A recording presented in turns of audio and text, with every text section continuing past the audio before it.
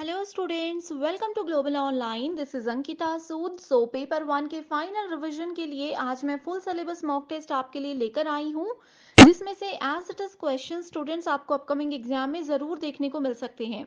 ये सवाल आपके लिए बहुत ज़रूरी हैं, इसीलिए हमेशा की तरह हर एक क्वेश्चन के आंसर के साथ मैं आपको इंपॉर्टेंट एक्सप्लेनेशन भी दूंगी, ताकि अगर अभी तक भी आपके कोई कॉन्सेप्ट क्लियर नहीं है तो वो आसानी से आपके क्लियर होते रहें। इसके अलावा स्टूडेंट्स, आपको इस मॉक टेस्ट में हर एक क्वेश्चन को पढ़ना है, वीडियो को पॉज करना है, खुद से उसको सॉल्व करने की कोशिश करनी है और उसके बाद फिर वीडियो को प्ले करते हुए आंसर को क्रॉस चेक करना है। एंड ज़रूर इस सेशन के एंड में अपना जो भी स्कोर हुआ है वो मेरे साथ ज़रूर शेयर करें। इसी के साथ फिर सेशन को शुरू करते हैं। स्टूडेंट्स, पेपर वन प्रिपरेशन के लिए एक कंप्लीट कोर्स में लेकर आई हूँ जिसमें डेली लाइव लेक्चर्स के साथ पेपर से पहले आपका पूरा सिलेबस कवर हो जाएगा। साथ ही आपके रिवीजन के लिए PYQs and most expected questions की सीरीज भी आपको मिलेगी, जिसमें आपको कुछ ऐसे ट्रिक्स बताए जाएंगे जिसकी मदद से बहुत इजीली आप आंसर्स को आइडेंटिफाई कर सकते हो। इस कम समय में आपकी रिविजन अच्छे से हो, इसके लिए 5000 क्वेश्चंस भी हैं। यहाँ पर आपको यूनिट वाइज पीवाईक्यूज और एक्सपेक्टेड क्वेश्चंस मिल जाएंगे, वो भी आंसर्स और एक्सप्लेनेशन के साथ। एंड यकीन रखिए स्टूडेंट्स, इसमें से आपको एज इट इज सवाल देखने को जरूर मिल सकते हैं। तो लिमिटेड पीरियड के लिए ये ऑफर मैं लेकर आई हूँ। आपको इन नंबर्स पर कॉल या मैसेज करना है व्हाट्सएप के थ्रू, और इस कोर्स की पूरी जानकारी मिल जाएगी। साथ ही फ्री वीडियोस के लिए ग्लोबल ऑनलाइन ऐप को जरूर डाउनलोड कीजिए। स्टोर सेक्शन पर सर्च बार में लिखिए कोर्स का नाम, कंटेंट पर जाएंगे तो आप देखेंगे कि कंप्लीट कोर्सेज अवेलेबल है, जहां पर आपको यूनिट वाइज फोल्डर्स मिलेंगे। इसका ये फायदा है कि अगर कभी आपकी लाइव क्लास मिस हो जाती है तो आप उसको रिकॉर्डेड फॉर्म में देख सकते हो। अदर स्टेट्स के पीवाईक्यूज आपको यहाँ पर हम वीडियो फॉर्मेट में देते हैं, जिसमें इजीएस्ट ट्रिक्स के साथ आपके सारे कॉन्सेप्ट्स क्लियर हो जाएंगे। क्वेश्चन है, external validity in research refers to what. देखो, वैलिडिटी का मतलब होता है रिसर्च में एक बहुत इंपॉर्टेंट कैरेक्टरिस्टिक है ये, जो हमें बताती है कि रिसर्च के लिए हम जो भी प्रोसेस या जो भी प्रोसीजर फॉलो कर रहे हैं वो सही है या गलत। अब दो प्रकार होते हैं वैलिडिटी के, एक्सटर्नल और इंटरनल। इनका एक पर्टिकुलर काम होता है। अब देखते हैं ऑप्शंस में क्या कहा है। द रिगर ऑफ स्टडी, यानी कि जो भी हम रिसर्च में स्टडी कर रहे हैं उसको इतनी स्ट्रिक्टली, इतनी कठोरता से किया जाना चाहिए कि वो हमें बेस्ट और जल्दी रिजल्ट्स दे दे। ये बिल्कुल गलत है। द एक्यूरेसी ऑफ प्रोसीजर, अब बच्चे बोलेंगे कि ये सही है क्योंकि मैंने अभी बोला। तो स्टूडेंट्स, ये जो डेफिनेशन है ये सिर्फ वैलिडिटी की बताई गई है, बट क्वेश्चन में एक्सटर्नल वैलिडिटी कहा है, तो इस रिगार्ड में ये ऑप्शन भी गलत होगा। तीसरा है, the relation of the research problem with the researchers personal life, कि रिसर्चर की जो निजी जिंदगी है उससे कैसे हम रिसर्च प्रॉब्लम को रिलेट करेंगे, तो इससे वैलिडिटी का कोई लेना देना नहीं है। क्योंकि मैंने आपको बताया वैलिडिटी एक इंपॉर्टेंट कैरेक्टरिस्टिक होता है जो कि रिसर्च को बेहतर बनाने में मदद करता है, तो ये भी गलत है। लास्ट ऑप्शन है, the extent of generalizability that the result provide, कि किसी भी जर्नलाइजेबिलिटी को कैसे हम एक्सटेंट, उसके एक्सटेंट तक पहुंचते हैं ताकि हमें रिजल्ट मिल सके। तो ये एक कीवर्ड है कि जब भी जर्नलाइजेबिलिटी यानी कि सामान्यीकरण की बात की जाती है, that means we are talking about external validity. And इसी के साथ एक कीवर्ड है इंटरनल वैलिडिटी के लिए, जो कि है क्रेडिटेबिलिटी। तो यहाँ पर ये दो चीजें मैंने बता दी, एग्जाम के लिए बहुत इंपॉर्टेंट है। Question is, which of the following is not the objective of action research. Action research क्या होता है, जहां पर हमें इमीडिएटली कोई डिसीजन लेना होता है, प्लानिंग का या किसी से परमिशन लेने का समय नहीं होता। लेकिन यहाँ पर नॉट पूछा है तो इस पर ध्यान दीजिएगा। Options are, to improve the working condition of school, तो स्कूल की जो भी वर्किंग कंडीशन है, जो भी मैनेजमेंट है, उन सबके लिए एक्शन रिसर्च जरूरी होता है। यहाँ पर नॉट बोला है इसलिए ये गलत आंसर हो जाएगा। To stimulate the students to raise their standard of learning, students को बताना कि अपने लर्निंग का स्टैंडर्ड बढ़ाओ, स्कूल मैनेजमेंट अपनी तरफ से पूरे एफर्ट्स कर रहा है एंड उनके स्टैंडर्ड को रेज करने के लिए एक्शन लिया जाता है इमीडिएटली। तो ये भी सही है, बट क्योंकि नॉट कहा है तो ये ऑप्शन गलत होगा। To motivate the students to attend the school, अब देखो किसी बच्चे को अगर हमें मोटिवेट करना है तो पहले हमें उसके ऊपर बिहेवियरल स्टडी करनी होगी, उसका बिहेवियर समझना होगा, उसका पास्ट समझना होगा। तो ये एकदम से एक्शन लेकर के नहीं हो सकता, इसके लिए प्रॉपर प्लानिंग की जरूरत होती है। एंड लास्ट ऑप्शन है, to organize healthy and congenial environment for effective learning, तो इसके लिए भी इमीडिएट एक्शन लिए जा सकते हैं, इसलिए करेक्ट आंसर है ऑप्शन नंबर 3, कि बच्चे को मोटिवेट करने के लिए इमीडिएट एक्शंस लेने की जरूरत नहीं होती। इसमें अच्छे से उनके बिहेवियर को स्टडी किया जाता है, तभी हम देख सकते हैं, तभी हम पता कर सकते हैं कि बच्चे में कहाँ प्रॉब्लम है एंड कैसे उनको मोटिवेट किया जा सके। Next is what is the aim of educational research. So शैक्षिक अनुसंधान क्या होता है और उसकी क्या जरूरत है। Identifying major problems that need to be solve. कोई बड़ी बड़ी प्रॉब्लम्स होती हैं अगर एजुकेशन में, उनको एकदम से सॉल्व अगर हमें करना हो तो उसके लिए एजुकेशनल रिसर्च होता है, गलत है। Searching for the new facts and principle underline the process of education, ये भी गलत आंसर है। न्यू फैक्ट्स और प्रिंसिपल्स जो है प्रोसेस ऑफ एजुकेशन में, ये प्रॉपर प्लानिंग के साथ होते हैं, ठीक है। इसमें बहुत सारी स्टडी करनी पड़ती है, एजुकेशनल रिसर्च रिस्पॉन्सिबल नहीं है। Identifying the AIIMS of education, बिल्कुल सही। एजुकेशनल रिसर्च का यही मतलब है कि कोई बच्चा क्यों पढ़ रहा है, कैसे पढ़ रहा है, उसके क्या एम्स एंड ऑब्जेक्टिव्स हैं। सो इसीलिए करेक्ट आंसर है यहाँ पर option number 3। So first question है, the study of why does stressful living results in heart attack. इस क्वेश्चन में दो टर्म्स दी हैं कि जो भी पर्सन तनावपूर्ण जीवन जीते हैं उनको हार्ट अटैक आने के चांसेस बढ़ जाते हैं। अब कहा है कि ये कौन सी रिसर्च हमें बताता है। Options are descriptive, explanatory, correlational या फिर फिजिबिलिटी रिसर्च। अब देखो स्टूडेंट्स, ये दो चीजें एक दूसरे पर डिपेंडेंट है कि कोई अगर तनावपूर्ण जीवन जी रहा है तो श्योरिटी है कि उनको हार्ट अटैक आने के चांसेस हैं। इस चीज को रिसर्च में कहा जाता है कॉज एंड इफेक्ट, कि एक चीज की वजह से किसी दूसरे चीज पर प्रभाव उसका पड़ सकता है। एंड जब भी हम रिसर्च में कॉज एंड इफेक्ट की बात करते हैं, इसका मतलब है we are talking about explanatory research, यानी कि व्याख्यात्मक शोध। सो इसका करेक्ट आंसर है option number B. Next question is the research stream of immediate application is. तो वो कौन सा रिसर्च होता है जिसमें इमीडिएटली हमें एक्शन लेना पड़ता है। अब देखो कई जगह ऐसी होती है, जैसे हॉस्पिटल है या स्कूल मैनेजमेंट है, वहां पर अगर कोई इश्यूज हो जाते हैं तो सोचने समझने का या डिस्कशन करने का मौका नहीं मिलता। वहां पर हम लोगों को इमीडिएटली एक्शन लेना पड़ता है। तो ऐसे में करेक्ट आंसर क्या है। कॉन्सेप्चुअल रिसर्च, क्या उस समय अगर हमारे कॉन्सेप्ट क्लियर होंगे तो हम आगे कुछ कर सकते हैं, नहीं। एक्शन रिसर्च, इमीडिएटली हमें वहां पर कुछ ना कुछ निर्णय लेना होता है। फंडामेंटल रिसर्च यानी कि बेसिक रिसर्च जो कि सिर्फ नॉलेज को गेन करने के लिए इस्तेमाल की जाती है, या फिर एम्पेरिकल रिसर्च जो कि केस स्टडी के दौरान सबसे ज्यादा इस्तेमाल की जाती है। तो इस क्वेश्चन में करेक्ट आंसर है option number 2, that is action research. अब आप लोगों ने अप्लाइड रिसर्च का नाम भी सुना होगा। एक्शन रिसर्च जो होता है वो अप्लाइड रिसर्च का ही एक टाइप होता है। एंड इमीडिएटली जब भी हमें कोई डिसीजंस लेने होते हैं तो वहां पर ये दोनों ही रिसर्च को यूज किया जाता है। Is the web portal of Swayam Prabha is maintained by. सो स्वयं प्रभा क्या है, ये एक ऑनलाइन प्लेटफॉर्म है, बेस्ट प्लेटफॉर्म है एजुकेशन के लिए। सो इनका एक वेब पोर्टल है जो कि मेंटेन करता है Doordarshan, Google India office, IIT Kharagpur या फिर इनफ्लिबनेट सेंटर। ओके, सो स्वयं प्रभा को मेंटेन किया जाता है इनफ्लिबनेट सेंटर के द्वारा। अब यहाँ पर एक होमवर्क क्वेश्चन पहले मैं आपको देती हूँ कि स्वयं प्रभा, इतना तो मैंने बता दिया कि ये हमें डीटीएच चैनल सर्विसेज प्रोवाइड करवाता है, ठीक है। अब होमवर्क क्वेश्चन ये है कि कितने डीटीएच चैनल स्वयं प्रभा हमें देता है एंड कितने सेशंस उसमें डेली रन होते हैं। ये एक ऐसा क्वेश्चन है जो बार बार एग्जाम में आता है। ओके, सो जैसे कि इस क्वेश्चन में पूछा गया था, करेक्ट आंसर है इनफ्लिबनेट। सो इनफ्लिबनेट की फुल फॉर्म क्या होती है। इंफॉर्मेशन एंड लाइब्रेरी नेटवर्क, ठीक है। इंफॉर्मेशन एंड लाइब्रेरी नेटवर्क ये होता है INFLIBNET centre. Next question is andragogy is also refer to age. So teaching aptitude का ये एक बहुत इंपॉर्टेंट टॉपिक है। एंड्रागोगी की बात की जाए, इसका मतलब है we are talking about adult learning. So यहाँ पर अगर आप लोग देखोगे तो हर एक ऑप्शन में अडल्ट लर्निंग की बात की गई है। तो ये क्या होता है, compressed theory of adult learning, comprehensive theory of adult learning, continued theory of adult learning या फिर condensed theory of adult learning. Okay, so andragogy होता है comprehensive theory of adult learning. इसमें बहुत ही ज्यादा डिटेल में बताया जाता है कि अडल्ट लर्नर्स कैसे सोचते हैं, क्या उनके विचार रहते हैं किसी भी पॉइंट को लेकर के। एंड साथ ही एंड्रागोगी में adult learning and adolescent learning दोनों में डिफरेंस भी बताया जाता है।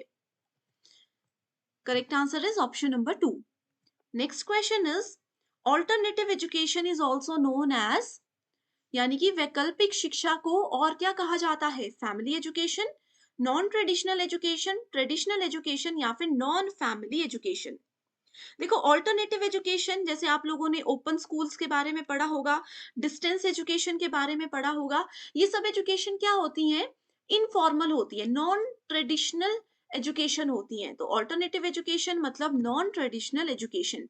एंड यहाँ पर प्राइमरी एजुकेशन जो होती है वो होती है हमारी स्कूल एंड कॉलेज की एजुकेशन, जहां पर डेली स्टूडेंट्स को कॉलेज या स्कूल जाना होता है, लेक्चर्स अटेंड करने होते हैं। एंड ऑल्टरनेटिव एजुकेशन क्या होती है, जैसे जॉब के साथ साथ बच्चे पढ़ाई करते हैं, जॉब के साथ साथ एक्स्ट्रा कोर्सेज करते हैं, वो सब नॉन ट्रेडिशनल यानी कि ऑल्टरनेटिव एजुकेशन में चीजें आती हैं। अगला क्वेश्चन है, during teaching a teacher statements that encourage students to elaborate on an answers, either their own words or that of others, will be called। Exact definition दी हुई है, टीचिंग का ही एक मेथड है जिसकी ये डेफिनेशन है। इसमें कहा है कि टीचर की एक स्टेटमेंट, कई बार हम टीचर्स कुछ बच्चों को बोल देते हैं, अगर मैं एक ऐसी स्टेटमेंट बोल रही हूँ जिसमें मैं किसी स्टूडेंट को मोटिवेट कर रही हूँ, एनकरेज कर रही हूँ कि आपने जो आंसर दिया है वो सही दिया है, उसको थोड़ा सा और इलेबोरेट करो, चाहे बुकिश लैंग्वेज में, चाहे अपनी भाषा में इजीएस्ट वे में उसको इलेबोरेट करो, ऐसा जब टीचर बोलते हैं तो वो टीचिंग का कौन सा स्किल माना जाता है। Options are structuring, instructional variety, engagement in the learning process या फिर probing।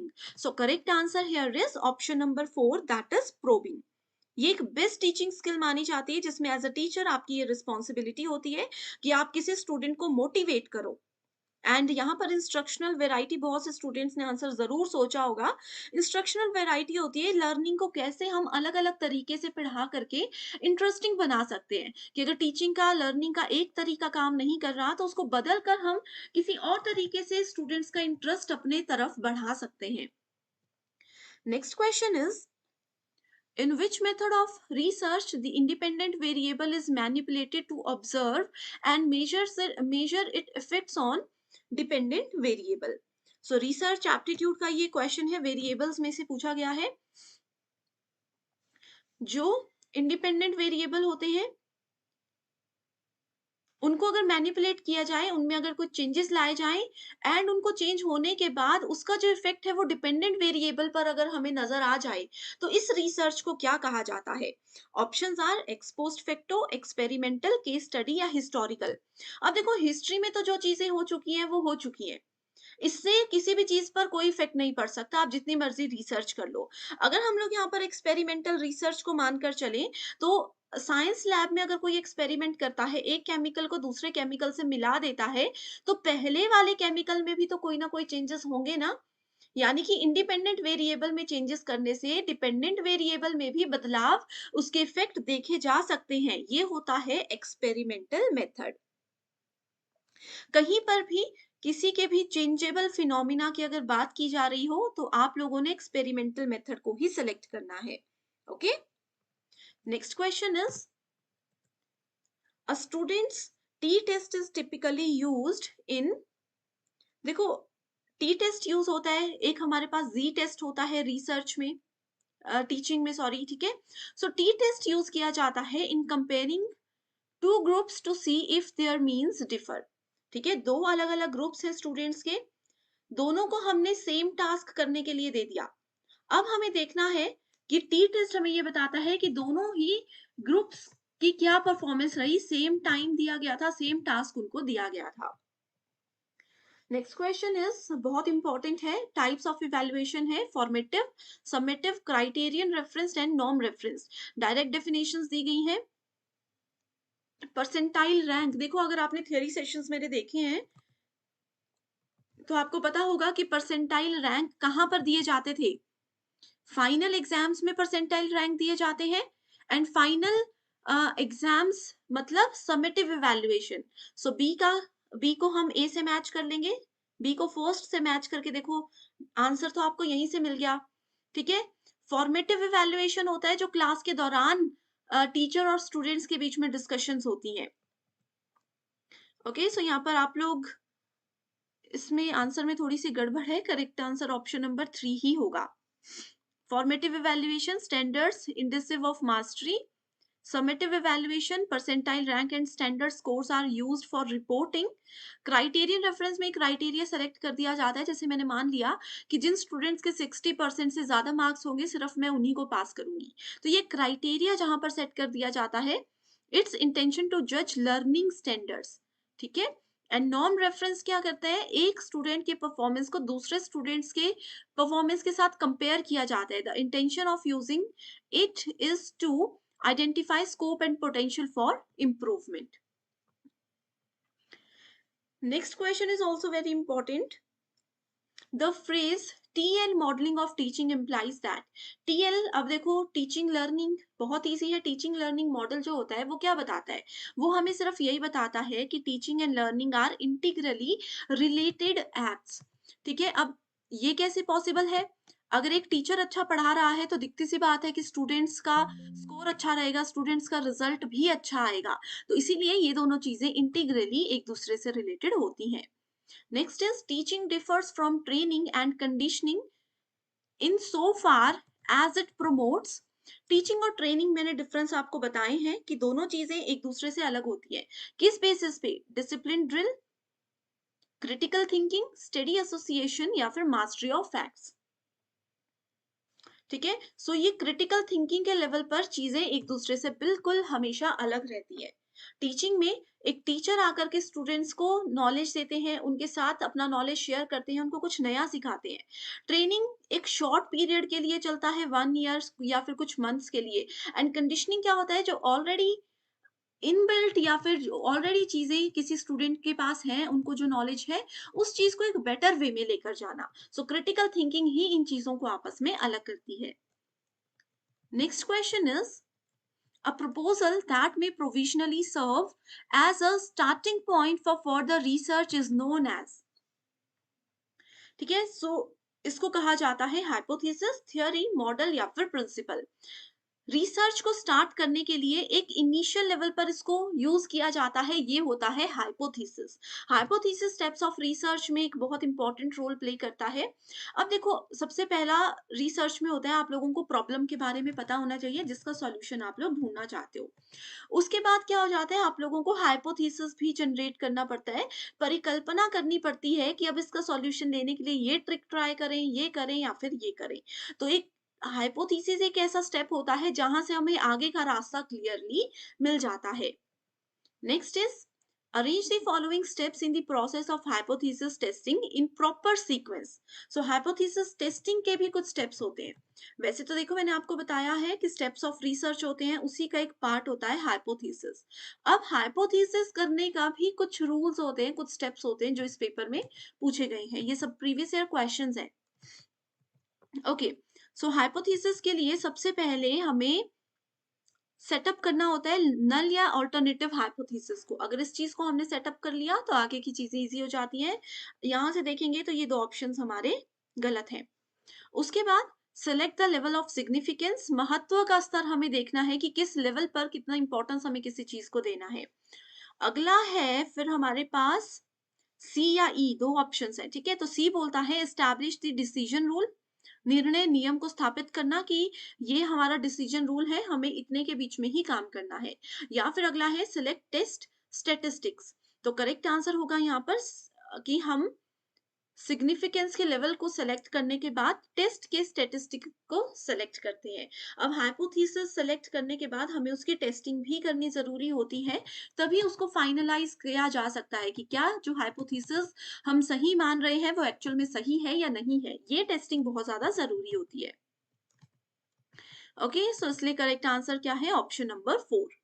इसके बाद आप देख सकते हो, इसके बाद आता है establish the decision rule, then we have performance computations and last में कंक्लूजन को ड्रॉ किया जाता है।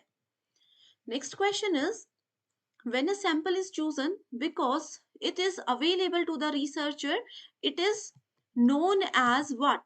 So it is known as probability sampling, convenience sampling, systematic या फिर objective sampling।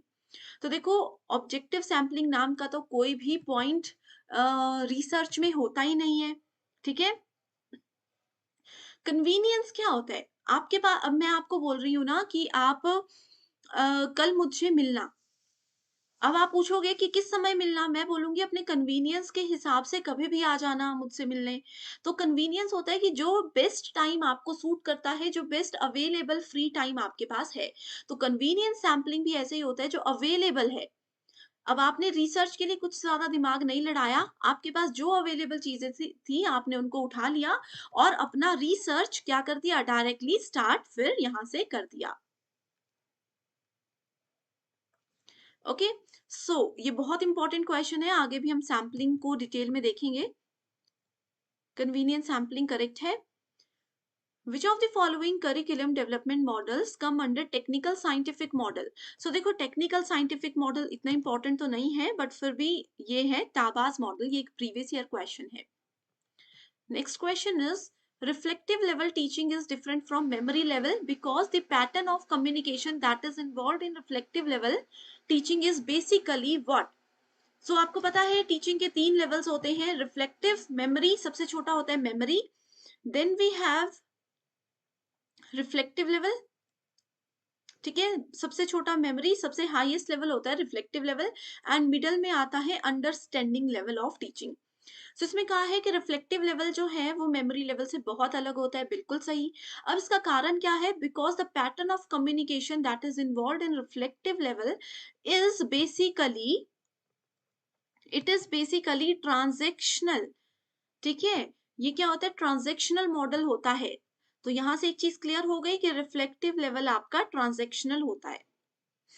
Next question is, which of the following evaluation system provides choice for students to select from the prescribed courses? So कुछ समय पहले ही higher education में ये initiative लिया गया है कि स्टूडेंट्स अपने हिसाब से अपने सब्जेक्ट्स को सेलेक्ट कर सकते हैं। तो ये सिस्टम आया है चॉइस बेस्ड क्रेडिट सिस्टम। इसके नाम से पता चल रहा है अपनी चॉइस के सब्जेक्ट्स को चूज किया जा सकता है, एंड क्रेडिट भी यहाँ पर स्टूडेंट्स को उस लेवल पर ही मिलते हैं। तो that is CBCS। Next is, which of the following is a method of quantitative research? So quantitative research की जब भी हम बात करते हैं तो वो हमेशा स्ट्रक्चर्ड अप्रोच को ही फॉलो करता है, ये हमेशा क्वांटिटी पर फोकस करता है।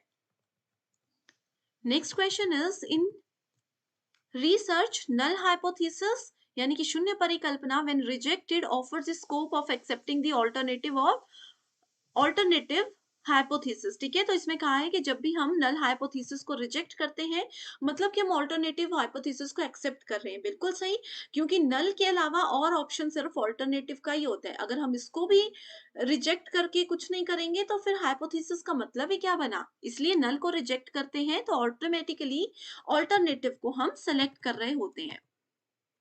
Next is, when the null hypothesis is rejected but there will be chances for committing a beta rather than alpha error. तो ऐसा कभी भी नहीं हो सकता, इसीलिए फर्स्ट स्टेटमेंट करेक्ट है और सेकंड स्टेटमेंट इनकरेक्ट है। Correct answer is option number 3। ऐसे केस में जब भी हम नल हाइपोथेसिस को रिजेक्ट करते हैं वो अल्फा एरर होता है। Next is, which of the following research method employs internal and external criticism for shifting as evidences and data? तो ये होता है historical method। Correct answer is option number 3। Next question है सैम्पलिंग से related, जो कि बहुत इंपॉर्टेंट है।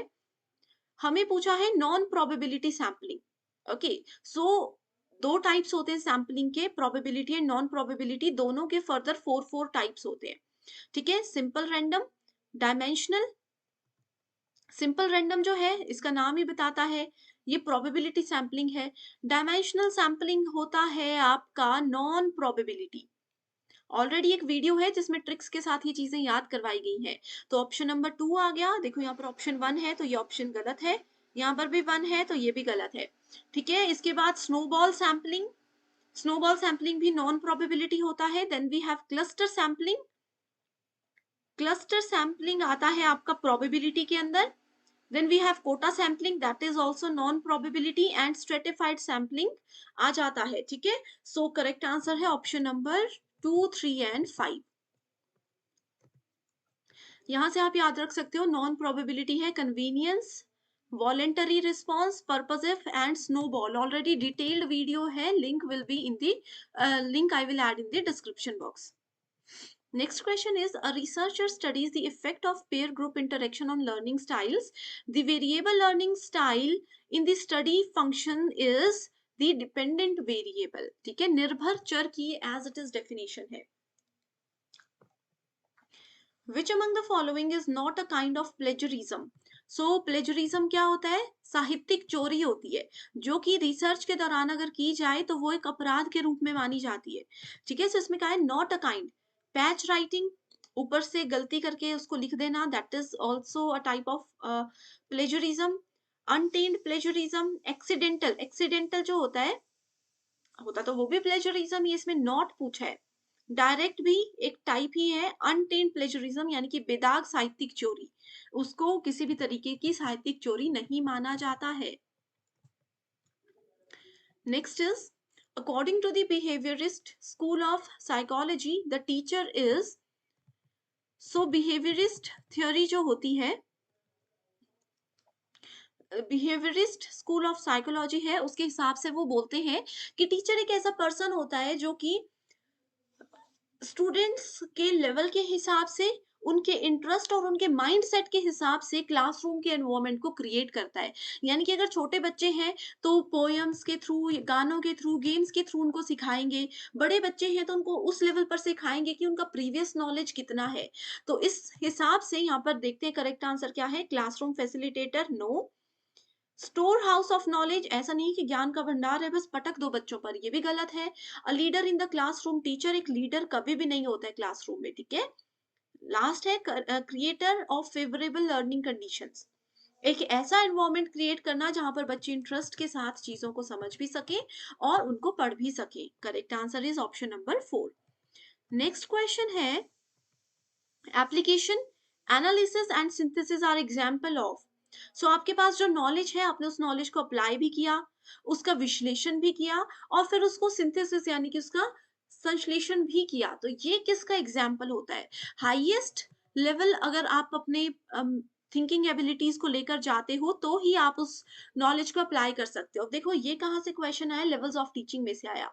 मेमोरी लेवल में जो आप सीखते हो, क्या उस चीज को कहीं अप्लाई कर सकते हो? नहीं कर सकते. अंडरस्टैंडिंग लेवल में आप उसको थोड़ा सा डीपली समझते हो, लेकिन फिर भी आप नहीं समझते कि कैसे उसको अप्लाई करना है एंड कैसे उस चीज को एनालाइज करना है. सो यहाँ पर उसके बाद आता है आपके पास highest level, that is understanding level and reflective level. ठीक है. तो ये हाईएस्ट ऑर्डर थिंकिंग स्किल्स हमें बताता है जहां पर हम अपने नॉलेज को रियल लाइफ सिचुएशंस में अप्लाई कर सकते हैं और एनालाइज कर सकते हैं कि कहाँ कमी रही थी, कहाँ हमसे गलती हुई थी और कैसे उससे बाहर निकला जा सकता है. Takshila is an important archaeological site and UNESCO declared it to a World Heritage Site in the year what? So Takshila ancient Indian university है जो कि बुद्धिस्ट एजुकेशन के लिए बहुत ही ज्यादा फेमस थी. इस यूनिवर्सिटी को अब एज एन यूनिवर्सिटी तो कंसिडर नहीं किया जाता, ये यूनेस्को के द्वारा वर्ल्ड हेरिटेज साइट कंसिडर कर दी गई है. कौन से ईयर में ये डिक्लेरेशन हुआ था? इस एग्जाम में, इस क्वेश्चन में पूछा गया है. अब देखो स्टूडेंट्स, ऑप्शंस है 1980, 90, 92 और 78.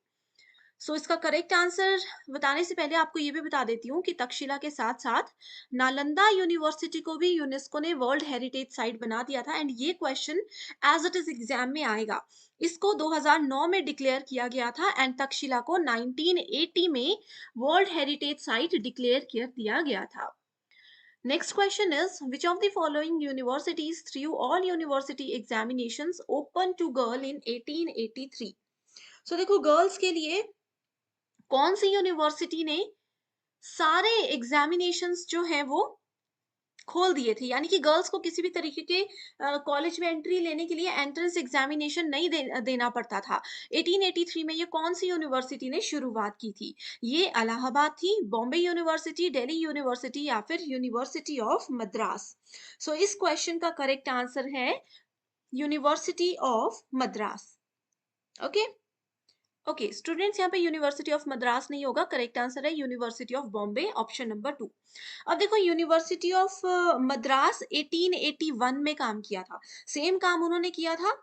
और बॉम्बे यूनिवर्सिटी ने 1883 में गर्ल्स के लिए सारे एग्जामिनेशन, एंट्रेंस एग्जामिनेशन बंद कर दिए थे. उसके बाद एक और इम्पॉर्टेंट पॉइंट है कि 1877 में कलकत्ता यूनिवर्सिटी कलकत्ता यूनिवर्सिटी ने जो मैट्रिकुलेशन यानी कि मैट्रिक्स का एग्जामिनेशन होता है वो भी गर्ल्स के लिए बंद करवा दिया था। तो ये कुछ इंपॉर्टेंट डेट्स हैं। Next question is, in ancient India education was free. क्या पुराने समय में जो एजुकेशन होती थी वो बिल्कुल फ्री होती थी? बिल्कुल सही है। सेकेंड स्टेटमेंट है, in ancient India education was centralized. So देखो, सेंट्रलाइज्ड एजुकेशन नहीं होती थी, एजुकेशन हमेशा नॉन सेंट्रलाइज्ड होती थी। इसमें बच्चों को बहुत ज्यादा कंफ्यूजन रहता है। अब देखो क्या होता था, सेंट्रलाइज्ड होता है कि किसी सिर्फ एक ही सब्जेक्ट का बच्चों को पढ़ाया जाएगा। जैसे आजकल सेंट्रलाइज्ड एजुकेशन होती है, कोई नॉन मेडिकल का बच्चा है उसको सिर्फ नॉन मेडिकल का ही नॉलेज होगा, बाकी चीजों के बारे में कुछ नहीं पता होगा। लेकिन अब उस समय एजुकेशन नॉन सेंट्रलाइज्ड होती थी, यानी कि आपकी इनर नॉलेज के साथ साथ, इनर डेवलपमेंट के साथ साथ आपकी आउटर डेवलपमेंट भी होती थी। आपके सब्जेक्ट्स के साथ साथ आपको एक्स्ट्रा वेद पुराण भी पढ़ाए जाते थे। इसलिए स्टेटमेंट 2 बिल्कुल गलत है और statement 1 is absolutely correct. Next question is, which of the following are logical steps for an instruction design system under MOOC. So सबसे पहले मूक का पता होना चाहिए। मूक क्या होता है? मैसिव ओपन ऑनलाइन कोर्सेज होते हैं। यहाँ पर कभी भी कोई भी स्टूडेंट किसी भी कोर्स के लिए इजीली एनरोल हो सकते हैं। ओके, सो इसमें इंस्ट्रक्शंस दी जाती है। इंस्ट्रक्शनल डिजाइन के कुछ स्टेप्स होते हैं जो कि पूछे गए हैं। Policy analysis, need analysis, content analysis, learner analysis and assignment analysis. अब देखो ये वाला क्वेश्चन इतना ज्यादा इंपॉर्टेंट क्यों है? क्योंकि मूक एक ऐसा टॉपिक है जो कि आपका higher education, ICT, people development and environment सब जगह पूछा जाता है। तो सबसे पहले एक पर्सन को पता होना चाहिए कि उनकी नीड्स क्या क्या है। अगर आपको पता होगा आपकी क्या जरूरत है, क्या सीखना चाहते हो, तभी आप आगे बढ़ पाओगे। पहले नीड एनालिसिस है, then we have content analysis, then learner analysis, और यहाँ पर आप देख सकते हो ये 3 ही स्टेप्स इसमें होते हैं।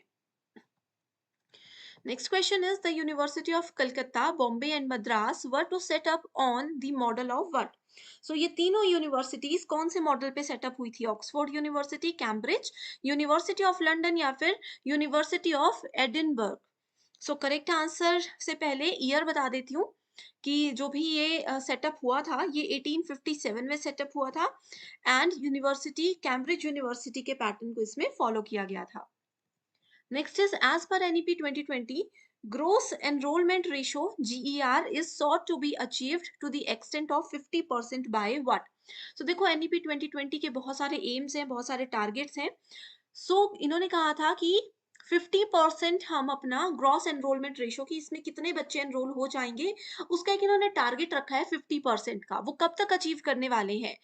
तो ये अचीव होगा 2035 तक, 2035 तक। ठीक है, 10% इनका टारगेट था 2030 तक। तो कुछ भी एग्जाम में पूछा जा सकता है। Okay, next question is, the government of India created department of science and technology in the year. So department of science and technology government of India ने बनाया था। अब देखो इसके नाम से पता चल रहा है अपने साइंस और टेक्नोलॉजी, आज के समय में चंद्रयान ये सब इंडिया ही तो कर रहा है ना। कैसे साइंस और टेक्नोलॉजी को बढ़ावा दिया जाए, कैसे उन पर मेजर फोकस करके लोगों का इंटरेस्ट उस तरफ बढ़ाया जाए, इसीलिए department of science and technology को बनाया गया था 1971 में, जो कि मई के मंथ में एस्टैब्लिश हुआ था। Next question is, the ancient system of education in India included education of which of the following ancient text. So ancient text की जब भी हम बात करते हैं तो डायरेक्टली आपको पता होना चाहिए कि हम धर्मसूत्र की बात कर रहे हैं। ठीक है, next question is, according to NEP 2020, India will be promoted as global study destination, providing premium education at affordable cost, thereby helping to restore its role as what?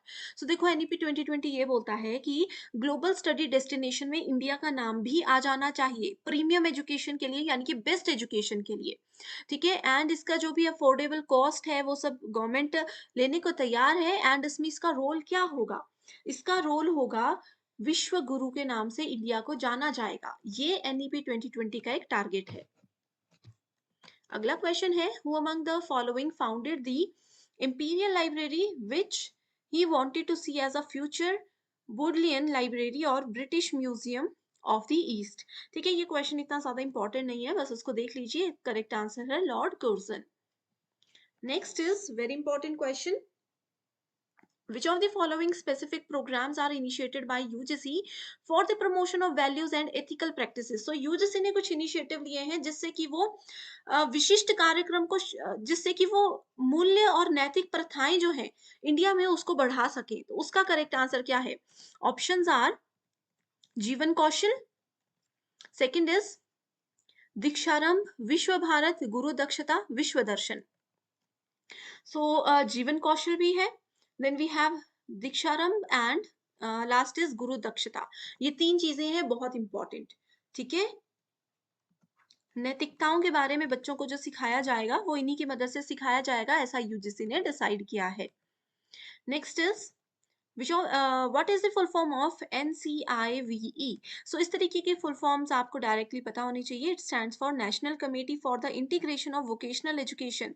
Vocational education क्या बोलती है कि अपना जो डेली के subjects हैं, medical, non medical, whatever the subjects we have, उनके अलावा हमें वोकेशनल एजुकेशन यानी कि एक्स्ट्रा जो आपके इंटरेस्ट के सब्जेक्ट्स हैं, जैसे वोकेशनल में आपको कंप्यूटर्स हो सकता है, अगर जिन स्टूडेंट्स को आगे वेब डिजाइनिंग में जाना है, जिन लोगों को मैकेनिकल साइड इंटरेस्ट है उनको मैकेनिकल इंजीनियरिंग के बेसिक्स, जिनको नर्सिंग में जाना है उनके नर्सिंग के बेसिक्स सिखाए जाते हैं। तो इसीलिए वोकेशनल एजुकेशन जरूरी है एंड इसके लिए कमेटी बनाई गई है, that is called national committee for the integration of vocational education. Her government school में ये अभी प्रोग्राम रन हो रहा है बहुत सालों से। Which of the following are the state universities of India? Very important question. State, center और जितने भी प्राइवेट पब्लिक यूनिवर्सिटीज हैं नाम इनके याद रख लीजिए। स्टेट यूनिवर्सिटीज में सबसे पहला नाम जो आता ही है वो है सरदार पटेल यूनिवर्सिटी गुजरात, दूसरा है आचार्य नागार्जुना यूनिवर्सिटी आंध्र प्रदेश और तीसरा है गुवाहाटी यूनिवर्सिटी आसाम। ये तीन नाम स्टेट के नाम पर बहुत ही ज्यादा फेमस हैं। देखो ये करेक्ट आंसर इजीली आपको मिल गया। ओके, यही क्वेश्चन बार बार आता है। अब होमवर्क क्वेश्चन ये देती हूँ कि बताइए Nagaland university and Sikkim university, ये स्टेट है, सेंटर है, कौन सी यूनिवर्सिटीज की कैटेगरी में आती है? एग्जाम में यही क्वेश्चन आएगा, देख लेना। Okay, next is which of the following are included among the institutes of agricultural research? Agricultural research के इंस्टीट्यूट में कौन कौन से आते हैं नाम? ये आते हैं Indian council of agricultural research, Indian institute of food technology and Indian dairy research institution. यहाँ पर किसी भी तरीके के एग्रीकल्चरल मार्केटिंग के बारे में नहीं है। ठीक है, बाकी ऑप्शंस बहुत इजी थे। According to NEP 2020, the first vertical of Higher Education Commission of India will be the, so इनके हिसाब से एजुकेशन को बेहतर बनाने के लिए सबसे पहला वर्टिकल क्या होना चाहिए? ये होना चाहिए नेशनल एजुकेशन रेगुलेटरी काउंसिल, कि नेशनल लेवल की एजुकेशन जो है उसको रेगुलेट, उसको शुरू कैसे किया जाए, इन सब चीजों का प्लान करना। Okay, so NHERC is the correct answer. दूसरी शिफ्ट में ये क्वेश्चन ऐसे पूछा गया था कि नेशनल एजुकेशन रेगुलेटरी काउंसिल जो है ये किस कमीशन के द्वारा NEP के अंडर डिक्लेयर की गई थी? तो आपका आंसर होना चाहिए हायर एजुकेशन कमीशन के अंदर। ठीक है, next is Zhuangzhang visited India and became student of Takshila University। तो क्या ये सही है? बिल्कुल ठीक है, ये बिल्कुल गलत है क्योंकि Zhuangzhang तक्षशिला यूनिवर्सिटी के स्टूडेंट नहीं थे। Zhuangzhang visited India and became student of योग शास्त्र, ये ऑप्शन बिल्कुल सही है। वो तक्षशिला में नहीं पढ़े थे, वो योग शास्त्र के स्टूडेंट थे। ठीक है, so correct answer is option number 4। NITI Aayog, very interesting and very important topic. So NITI Aayog is neither a constitutional nor statutory body. बिल्कुल सही है, ना ये कॉन्स्टिट्यूशनल है ना स्टैट्यूटरी बॉडी है। ये कौन सी बॉडी है? ये प्लानिंग कमीशन। देखो पहले हमारे पास एक प्लानिंग कमीशन होता था, बताइए कौन से ईयर में प्लानिंग कमीशन को बंद कर दिया गया, खत्म कर दिया गया? प्लानिंग कमीशन होता था उसको बंद कर दिया गया और उसी साल कुछ ही समय में नीति आयोग को चालू कर दिया गया। तो नीति आयोग भी प्लान करता है, लेकिन ना ये स्टैट्यूटरी बॉडी है ना ही कॉन्स्टिट्यूशनल है। ओके, अगला स्टेटमेंट है नीति Aayog is a policy think tank of government of India. तो ये थिंक टैंक है, ये हेल्प करता है सिर्फ सोचने में, डिसीजन लेने में, आगे उस पर कैसे काम करना है ये उनकी रिस्पॉन्सिबिलिटी नहीं होती। So correct answer is option number 1, both the statements are true. Next is IGNOU hosts secretariats of the SAARC consortium on open and distance learning, जिसको सैकोडिल कहा जाता है and the global mega university network initially supported by, so ये दो initiative की बात की गई है, SACODIL and global mega university network. इन दोनों को सपोर्ट किसने किया था? इन दोनों को यूनेस्को ने सपोर्ट किया था एंड होस्ट किया था इग्नू ने। तो ये क्वेश्चन भी एज इट इज गोल गोल करके पूछा गया है 2 से 3 बार। Next is what is the full form of Samanvay? ठीक है, तो ये बहुत इंपॉर्टेंट क्वेश्चन है। इसकी फुल फॉर्म है skill assessment matrix for vocational advancement of youth. So देखो स्टूडेंट्स, यहाँ पर एक चीज मैं आपको क्लियर कर देती हूँ कि वोकेशनल एजुकेशन से रिलेटेड जितने भी इनिशिएटिव्स हैं या जितने भी ऐसे छोटे छोटे प्रोग्राम्स हैं वो कब बनाए गए, उनकी फुल फॉर्म्स और कौन उनके लिए रिस्पॉन्सिबल है, मिनिस्ट्री कौन सी उनके लिए रिस्पॉन्सिबल है, ये जरूर पढ़कर जाना। अगर ये चीजें अभी तक नहीं पढ़ी हैं, इस पे सेपरेट वीडियो चाहिए तो कमेंट करके मुझे बता दीजिए। नेक्स्ट क्वेश्चन है technical education in is that which emphasizes on learning on teaching, learning on techniques as technical procedures and necessary skills, and aims at preparing technicians usually above the secondary level. There is no distinction between vocational education, industrial and technical education. So यहाँ पर देखो ये है statement 1 लिखा हुआ, ठीक है। Statement 1 बिल्कुल ट्रू है और स्टेटमेंट गलत है, ठीक है। इसमें कहा है कि नो डिस्टिंक्शन बिटवीन, यहाँ पे नो नहीं होगा, डिस्टिंक्शन होती है वोकेशनल, इंडस्ट्रियल और टेक्निकल एजुकेशन के बीच में। ओके अंतर होता है, तीनों बिल्कुल डिफरेंट डोमेन पे काम करती हैं, तीनों का बिल्कुल डिफरेंट रोल्स होते हैं। सो correct answer is option number 3। सो इस क्वेश्चन में पूछा गया है which of the following statements best describe brainstorming method of teaching. So brainstorming teaching का मेथड एक बहुत ही ज्यादा इंटरेस्टिंग वे होता है जिसमें किसी भी स्टूडेंट के क्रिएटिविटी लेवल को हम चेक करते हैं एंड उसको बढ़ाया जाता है। इसमें बहुत सारे पार्टिसिपेंट्स तो नहीं होते लेकिन 6 से 10 स्टूडेंट्स एक बार में पार्टिसिपेट कर सकते हैं। उनको कोई भी एक टॉपिक दे दिया जाता है, रैंडम टॉपिक हो सकता है, जनरल टॉपिक हो सकता है, जिसको लेकर के वो नए आइडियाज को जनरेट करते हैं। सो ऑप्शंस गिवन है production of large number of ideas, के इसमें जितने पार्टिसिपेंट्स होते हैं वो बहुत सारे आइडियाज, बहुत सारे विचार एक दूसरे के साथ शेयर करते हैं। सेकंड है small step presentation with feedback provided, यानी कि इसमें छोटे छोटे स्टेप्स के साथ साथ फीडबैक भी दिया जाता है हर स्टेप के बाद। Content delivery in liquid language, स्पष्ट भाषा में किसी भी चीज को प्रेजेंट किया जाता है। Theme based interaction among the participant, की जितने भी, जैसे मैंने आपको बताया 5-6 लोग होते हैं, उनका एक ग्रुप होता है, उनको कोई थीम दे दी जाती है, उसी के ऊपर डिस्कशन होता है। तो ये चीज बिल्कुल भी नहीं है, मैंने आपको अभी क्लियरली बताया था कि जनरल टॉपिक या कोई भी बेसिक टॉपिक स्टूडेंट्स को दिया जाता है जिस पे डिस्कशन होती है। एंड डिस्कशन इसलिए होती है किसी टॉपिक से रिलेटेड बहुत सारे आइडियाज, क्योंकि ब्रेनस्टॉर्मिंग मेथड जनरेट करने में हमें हेल्प करता है। सो करेक्ट आंसर है option number 1। Next question is the channel of Swayam Prabha are uplinked from बायसैग।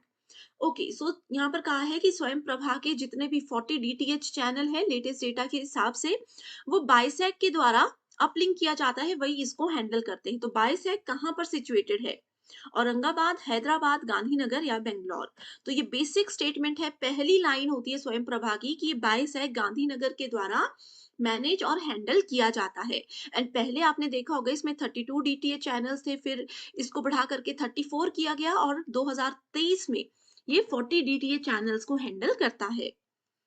Next is which of the following statements best describe summative evaluation in evaluation procedures. तो यहाँ पर योगात्मक मूल्यांकन की बात की गई है। अब किसी भी चीज की समरी कब होती है? किसी, हम बोलते हैं ना कि पूरा चैप्टर आज मैंने आपको पढ़ा लिया, पूरा टॉपिक एक यूनिट मैंने आपको पढ़ा ली और मैंने बोला समराइज करो। समरी किसी चीज की एंड में होती है। वैसे ही इवैल्यूएशन जो है, समेटिव इवैल्यूएशन, वो हमेशा एंड में ही काम करता है। अब एंड में क्या होता है, आप लोगों का पूरा साल खत्म हो गया, एंड में आपके फाइनल एग्जाम होते हैं, ठीक है। तो ये समेटिव इवैल्यूएशन होता है जो आपके फाइनल एग्जामिनेशन होते हैं। सो ऑप्शंस देखते हैं। The teacher clarifies the doubts of the students in the class itself, तो क्लास में तो नहीं होता, मैंने अभी बताया एंड में होता है। आगे है a teacher awards grades to the students after having transacted the course work, कि कोर्स पूरा होने के बाद स्टूडेंट्स को मार्क्स या ग्रेड्स दिए जाते हैं टीचर के द्वारा। तीसरा ऑप्शन है during interaction with students in classroom teacher provide feedback, तो जिस भी इवैल्यूएशन में फीडबैक दिया जाता है उसको समेटिव इवैल्यूएशन कहते हैं। ये पूछा है थर्ड ऑप्शन में। The learners motivation is raised bye teacher through question answer session during feedback. तो फीडबैक के दौरान टीचर जो है स्टूडेंट्स को मोटिवेट करते हैं, ये समेटिव इवैल्यूएशन कहता है। तो देखो इसमें करेक्ट आंसर क्या होगा, ऑप्शन नंबर 2। क्योंकि मैंने आपको बताया समेटिव से याद रखो समरी, समरी होती है बिल्कुल लास्ट में, जैसे कि फाइनल एग्जाम बिल्कुल लास्ट में होते हैं। एंड फाइनल एग्जाम से आप लोगों को ग्रेड्स दिए जाते हैं, परसेंटेज या मार्क्स बताए जाते हैं, तो ये होता है समेटिव इवैल्यूएशन। ओके, जो फर्स्ट ऑप्शन है ये है फॉर्मेटिव इवैल्यूएशन का। फॉर्मेटिव इवैल्यूएशन हमेशा कक्षा के दौरान करवाया जाता है। Next is when the consistency of data collected is measured at different points of time, it is identified as। ये रिसर्च एप्टीट्यूड का क्वेश्चन है। इसमें कहा है कि एक रिसर्च है, हमें उस रिसर्च का एक टेस्ट लेना है। आज मान लीजिए मैंने मॉर्निंग में उसका टेस्ट ले लिया, लेकिन उसकी कंसिस्टेंसी चेक करने के लिए मैंने 2 दिन के बाद इवनिंग के टाइम पर उसका टेस्ट फिर ले लिया। सेम टेस्ट 2 दिन बाद इवनिंग में कर दिया, फिर 2 दिन बाद नाइट में, रात के समय मैंने सेम टेस्ट लिया। हमने क्या किया, किसी भी डेटा की कंसिस्टेंसी को चेक करने के लिए अलग अलग टाइम में, अलग अलग दिन में उसको हमने टेस्ट किया। तो इस टेस्ट का नाम होता है इंटररेटर टेस्ट, रीटेस्ट, स्प्लिट हाफ या फिर इंटरनल रिलायबिलिटी। तो ये होती है टेस्ट रीटेस्ट। आपको पता है एक ही टेस्ट को बार बार कंडक्ट कराया गया, ठीक है। सो टेस्ट रीटेस्ट। स्प्लिट हाफ में होता है एक टेस्ट को 2 हिस्सों में बांटा जाता है और अलग अलग डोमेन में काम करवाया जाता है। ऑलरेडी इन सब पे डिटेल्ड वीडियो है, अगर आपने नहीं देखी है, ये कॉन्सेप्ट्स क्लियर नहीं है, तो मैं आपको लिंक डिस्क्रिप्शन बॉक्स में ऐड कर दूंगी, उस वीडियो को जरूर देख लीजिए। होमवर्क क्वेश्चन है जिसका आंसर मुझे कमेंट करके बताइएगा। बहुत इजी है। Facts and information get focused in which level of teaching. So teaching के 3 लेवल्स होते हैं, मेमोरी, अंडरस्टैंडिंग एंड रिफ्लेक्टिव। कई बार ऑटोनॉमस को भी ऐड कर दिया जाता है, लेकिन मेजरली 3 आपने याद रखने हैं। तो जब भी हम फैक्ट और किसी भी इंफॉर्मेशन, सूचना या तथ्यों की बात करते हैं, तो वो कौन से लेवल पर काम करता है, कमेंट करके आंसर बताइए। Change of behavior in people after they come to know they are participating in a research project to produce results that do not have validity is known as। अब देखो आप एक रिसर्च करने जा रहे हो और आपको पता है कि इस रिसर्च का जो भी रिजल्ट आएगा उसकी कोई भी वैलिडिटी कंसिडर नहीं की जाएगी, तो वो कौन सा रिसर्च आप लोगों का माना जाता है। तो ये होगा blind effect, evaluation effect, Hawthorne effect या फिर demand effect. So correct answer है आपके पास option number 3, that is Hawthorne effect. इसको आप लोग एक और नाम दे सकते हो, ऑब्जर्व बायस। ठीक है, ये एग्जाम में बहुत बार क्वेश्चन आ चुका है, बहुत बार। ठीक है, it refers to the change in behaviour of individual due to being observed और अवेयर ऑफ बीइंग ऑब्जर्व्ड। अगर देखो किसी को लगता है अब मैं कुछ प्रोजेक्ट अपना कर रही हूँ, कुछ काम अपना कर रही हूँ, मुझे पता है कि मेरे सामने मेरे सीनियर्स बैठे हुए हैं, सीनियर टीचर्स बैठे वो मुझे देख रहे हैं, या मैं पेपर लिख रही हूँ, जो एग्जामिनर है वो मुझे ही देख रहे हैं, तो ऐसे क्या होगा, मैं हड़बड़ा जाऊंगी, आता आता क्वेश्चन भूल जाऊंगी, लिखना रुक जाऊंगी, मेरे बिहेवियर में चेंज हो जाएगा। तो ये होता है Hawthorne effect. Okay, next question is an open classroom environment marked by sharing and caring by teachers and students in their interchanges will be most helpful for which level of teaching। सो ये आपका कौन से level of teaching का correct answer है, reflective level. क्यों, देखो reflective level highest level of teaching होता है, जहां पर टीचर ही सिर्फ बोल रहे होंगे, वो होगा मेमोरी लेवल। यहाँ पर कहा है sharing and caring by teachers and students, यानी कि टीचर और स्टूडेंट दोनों बराबर लेवल पर पार्टिसिपेट कर रहे हैं किसी भी कम्युनिकेशन में, किसी भी डेटा शेयरिंग में। ठीक है, सो ये है reflective level of teaching. Next is if teaching is viewed as a continuum, which of the following modality involves active give and take between teacher and learners। so active give and take की जब भी हम बात करते हैं, actively teacher participate कर रहे हैं, स्टूडेंट्स पार्टिसिपेट कर रहे हैं, तो वो होता है हमेशा इंस्ट्रक्शन में, अनुदेश में। ठीक है, जैसे हम बोलते हैं practice makes a man perfect, तो ट्रेनिंग क्या करती है, किसी की इंटेलेक्चुअल एबिलिटीज को डेवलप करती है। एंड गिव एंड टेक वाला प्रोसेस यहाँ पर हमेशा चल रहा होता है। Next is identify those teaching strategies which are learner centred.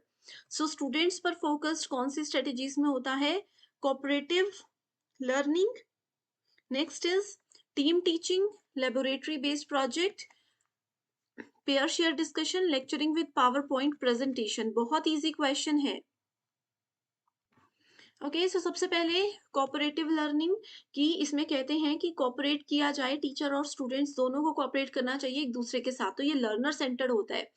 ठीक है, उसके बाद आता है टीम टीचिंग। नहीं, इसमें बहुत सारे टीचर्स एक बड़ी क्लास में आते हैं और एक साथ सब पढ़ाते हैं।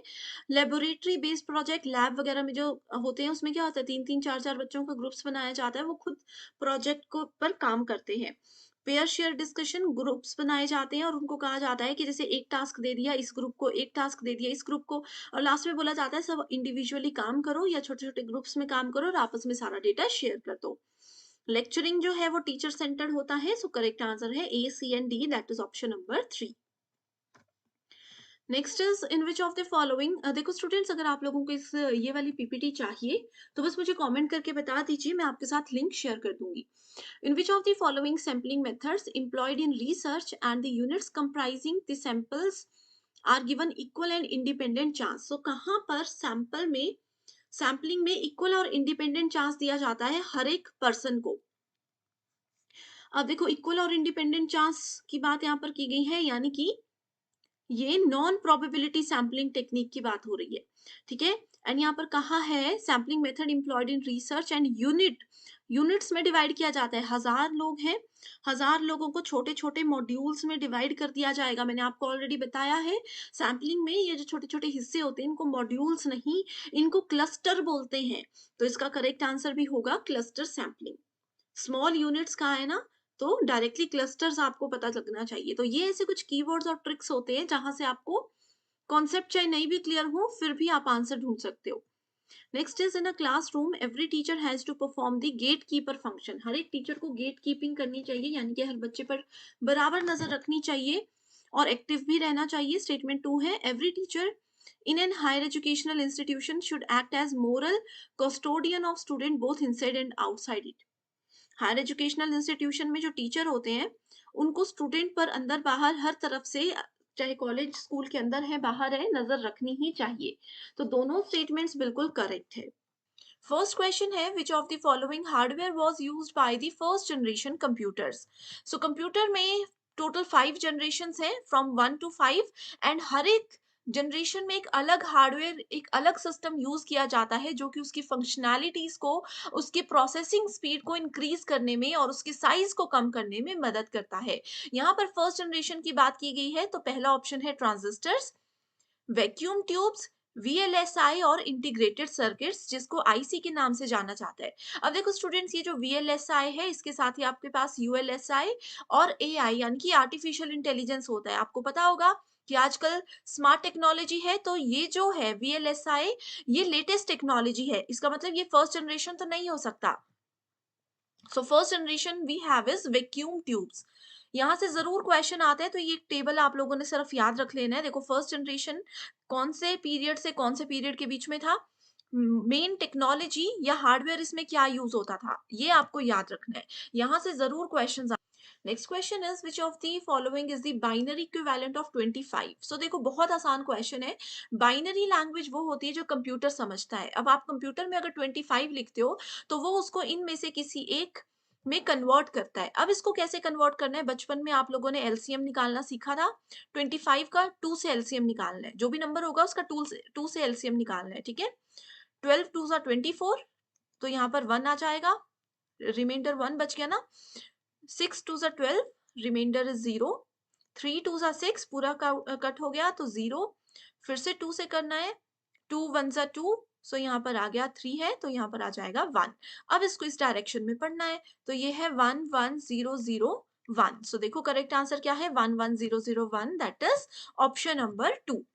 सिमिलरली मैंने आप लोगों को, चलो एक और क्वेश्चन दी थी 36। 36 का बाइनरी नंबर बताइए, याद रखिएगा 2 से इसको डिवाइड करना है। Okay, next is which of the following is the fastest to read from and write to than the other kind of storage in a computer? So computer के 4 storage devices का नाम दिया है। इसमें बोला है इनमें से सबसे ज्यादा फास्टेस्ट रीड और राइट कौन करता है। रीड का मतलब है फाइल के अंदर जो भी चीजें हैं उसको पढ़ना, उसको देखना। राइट का मतलब है फाइल में कोई नई जैसे सीडी है या कुछ भी है उसमें नई चीज को ऐड करना। सबसे फास्ट काम कौन करता है, floppy disk, hard disk, CD ROM और रैम। ओके। सो फ्लॉपी डिस्क भी स्लो है, हार्ड डिस्क की स्टोरेज कैपेसिटी चाहे अच्छी होती है बट फास्ट प्रोसेसिंग के लिए ये यूज नहीं होता। अब कंफ्यूजन है रैम और रोम में। सो देखो सीडी आप सबने सुना होगा, ठीक है, देखी भी होगी। कॉम्पैक्ट डिस्क होता है सीडी का नाम। रोम का मतलब होता है रीड ओनली मेमोरी, ये क्वेश्चन एग्जाम में आएगा। रैम का मतलब होता है रैंडम एक्सेस मेमोरी, एंड सबसे ज्यादा फास्टेस्ट मेमोरी इन चारों में से है रैम। अगर रैम ऑप्शन नहीं होता या रैम के अलावा अगर आप लोगों के पास जैसे कि रजिस्टर्स दिए होते, कैशे मेमोरी दी होती, तो ये करेक्ट आंसर्स होने थे। Okay. The main two components of CPU are, अब सीपीयू क्या होता है? सीपीयू को बोला जाता है brain of computer. Okay. CPU की फुल फॉर्म क्या होती है? कमेंट करके बताइएगा, एग्जाम में बहुत बार आता है। ठीक है, दो कंपोनेंट्स होते हैं सीपीयू के अंदर, कंट्रोल यूनिट एंड एएलयू, यानी कि सीयू प्लस एएलयू। एएलयू और बस, कंट्रोल यूनिट और register, registers and main memory. देखो ये तो मेमोरी आ गई, रजिस्टर भी एक मेमोरी का ही प्रकार होता है। तो ये दो तो बिल्कुल नहीं होंगे इनमें, क्योंकि कंपोनेंट पूछा है, मेमोरी के टाइप्स नहीं पूछा है। अब बस क्या करती है? बस का मतलब होता है एक जगह से दूसरी जगह पर डेटा ट्रांसफर के लिए इंटरनली काम करती है, तो ये भी नहीं होगा। सो करेक्ट आंसर है option number 1, that is C U and ALU. ALU मतलब arithmetic and logical unit. CPU की फुल फॉर्म कमेंट करके बताइए। So what is an acronym for? What नहीं, यहाँ पे स्वॉट होगा, SWOT। ठीक है, स्वॉट का फुल फॉर्म क्या होता है? देखो इंटरनेट में स्वॉट को इंट्रोड्यूस किया गया है, इंटरनेट से फायदे भी है नुकसान भी है, इन सब चीजों को ध्यान में रखते हुए स्वॉट की फुल फॉर्म बनाई गई है strengths, weaknesses, opportunities and threats. Okay. Internet हमें स्ट्रेंथ भी देता है, काम करने की ताकत भी देता है, हमारी कमजोरी भी है, अपॉर्चुनिटीज देता भी है और छीनता भी है साथ में। खतरा भी इससे बहुत ज्यादा होता है ना। Next question is what is important in ICT supported teaching learning strategies. So देखो जो टीचिंग लर्निंग होती है क्लासरूम में भी होती है, अलग अलग प्रकार की होती है, लेकिन जहां पर हम आईसीटी यानी कि इंफॉर्मेशन एंड कम्युनिकेशन टेक्नोलॉजी मतलब इंटरनेट लेटेस्ट टेक्नोलॉजी ये सब चीजों का इस्तेमाल करते हैं, तो कहाँ पर इम्पोर्टेंट होता है ये? एनिमेशन टेक्निक्स के लिए होता है? बिल्कुल नहीं। असेसमेंट प्लान्स के लिए मूल्यांकन करने की योजनाएं हमें आईसीटी बताता है? नहीं बताता है। हमारे ऑब्जेक्टिव्स को क्लियर करता है, उद्देश्य क्लियर करता है? उद्देश्य तो देखो एज अ टीचर आपको ही क्लियर करने होंगे। क्लियर इंस्ट्रक्शंस में ये हमें हेल्प करता है। अब जैसे मैं आपको काफी चीजें बोल रही हूँ, हो सकता है स्टूडेंट्स को वो चीजें शायद क्लियर सुनाई ना दें या वो समझ ना पाए क्या है। तो अगर आईसीटी जैसे आपके सामने ये स्क्रीन है, इसमें क्वेश्चन लिखे भी हैं, अब मैं आंसर बताऊंगी, कई बच्चे नहीं सुनेंगे। अब यहाँ पर आंसर डिस्प्ले हो जाएगा तो उनको क्लियर चीजें दिख जाएगी, तो इंस्ट्रक्शंस देने का तरीका मेरा बिल्कुल क्लियर हो रहा है, क्योंकि मैं यहाँ पर अपनी क्लास में आईसीटी का इस्तेमाल कर रही हूँ। Okay. Which one of the following acronyms matches incorrectly with their full forms? तो यहाँ पर चार फुल फॉर्म्स दी गई हैं, बहुत कॉमन टर्म्स हैं, आपको बताना है कौन सी गलत है। GIS geographic information sensor, GPS global partitioning system, ATM automated teller machine सब लोग यूज करते हैं। सिम सब्सक्राइबर एंटिटी मॉड्यूल, तो देखो जीपीएस भी मोबाइल फोन में सबके होता है, एटीएम भी सब जाते हैं, सिम भी सबके पास है। गलत है यहाँ पर GIS जियोग्राफिक इंफॉर्मेशन सेंसर, इसकी फुल फॉर्म में मिस्टेक है। Okay. Next question is a byte is a group of what? देखो अब आप लोग बोलते हो, कई बच्चे बोलते हैं मेरे पास आज इंटरनेट पैक है, मेरे पास मुझे 2 GB डेटा मिलता है, कई बोलते हैं मुझे 1.5 GB डेटा मिलता है। तो ये बी क्या है? ये बाइट होते हैं। ओके। सो इसमें बोला है कि एक बाइट इक्वल्स टू कितने बिट्स? 2 बिट, 4 बिट, 8 बिट या 16 बिट? तो याद रखिए एक बाइट बनता है 8 बिट्स को मिलाकर, यानी कि छोटे छोटे ऐसे 8 बिट्स बनेंगे, उन सबको मिला करके एक बाइट बन जाता है। सिमिलरली अगले 8 अगर हम ऐसे बनाते हैं तो ये हमारे पास 2 बाइट हो गए। तो 1 byte equals to small 8 bits. Okay. अब यहाँ पर ये चार्ट याद रखना है, स्मॉलेस्ट यूनिट बिट होती है, उसके बाद आती है बाइट। ओके।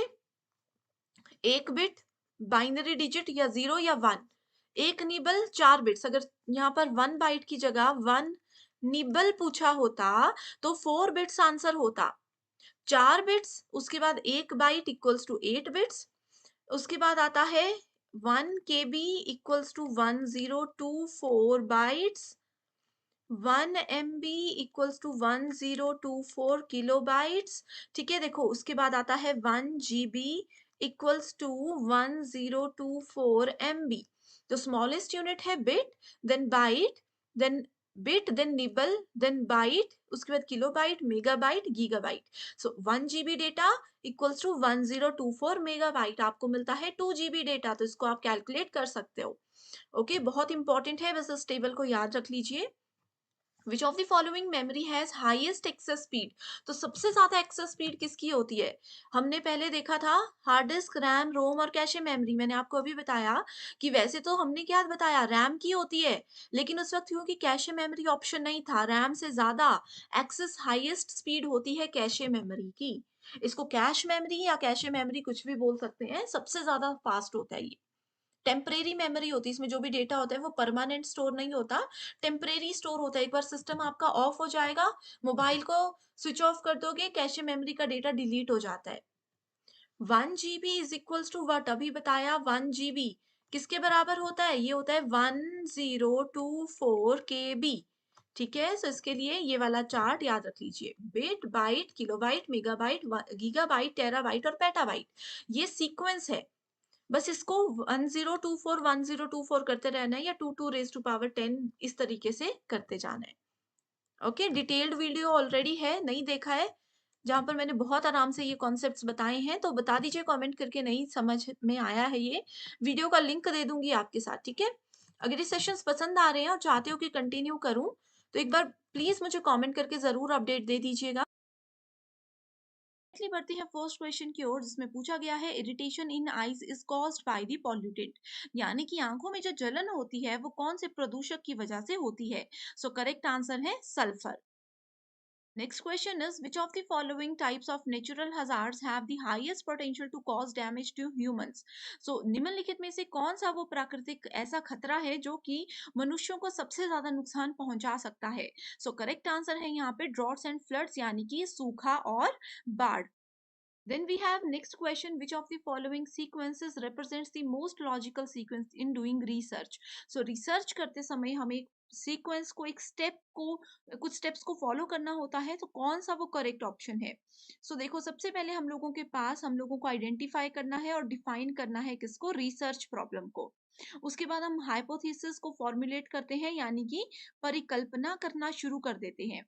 उसके बाद हम उस परिकल्पना को चेक करते हैं कि क्या वो सही है या गलत है, एंड देन सबसे लास्ट में हमारे पास रिजल्ट्स आते हैं। तो correct answer here is option number 1।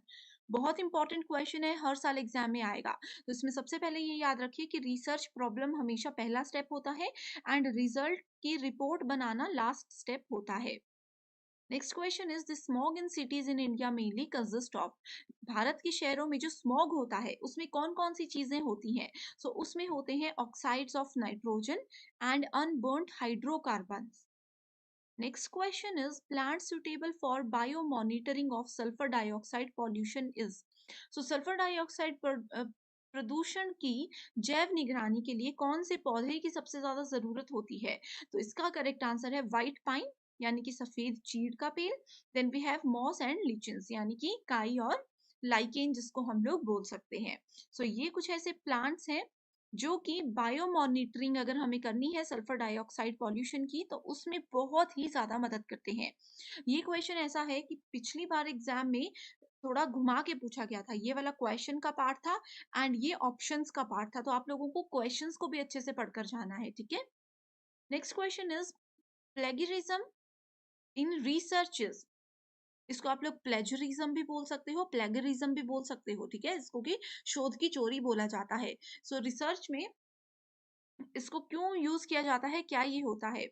ये होता है किसी पर्टिकुलर पर्सन की इंफॉर्मेशन को कॉपी करना एंड उसको यूज कर लेना। फॉर एग्जाम्पल, अगर आप लोग मान लीजिए कि हमारी जो ग्लोबल ऑनलाइन के नोट्स अगर आप ले रहे हो, एंड उन नोट्स को आप लोग अपना नाम ऐड करके, अपनी कंपनी का लोगो ऐड करके आगे कहीं सेल कर रहे हो, किसी स्टूडेंट को बेच रहे हो, चाहे हार्ड कॉपी में चाहे सॉफ्ट कॉपी में, तो आप लोग क्या कर रहे हो, प्लेजरिज्म कर रहे हो, यानी कि आपने क्या किया, हमारे कंटेंट को कॉपी किया और अपना नाम देकर उसको आप आगे सेल कर रहे हो, तो इसकी एक बहुत बड़ी सजा भी हो सकती है। तो रिसर्च के दौरान आपको ये चीजें याद रखनी चाहिए।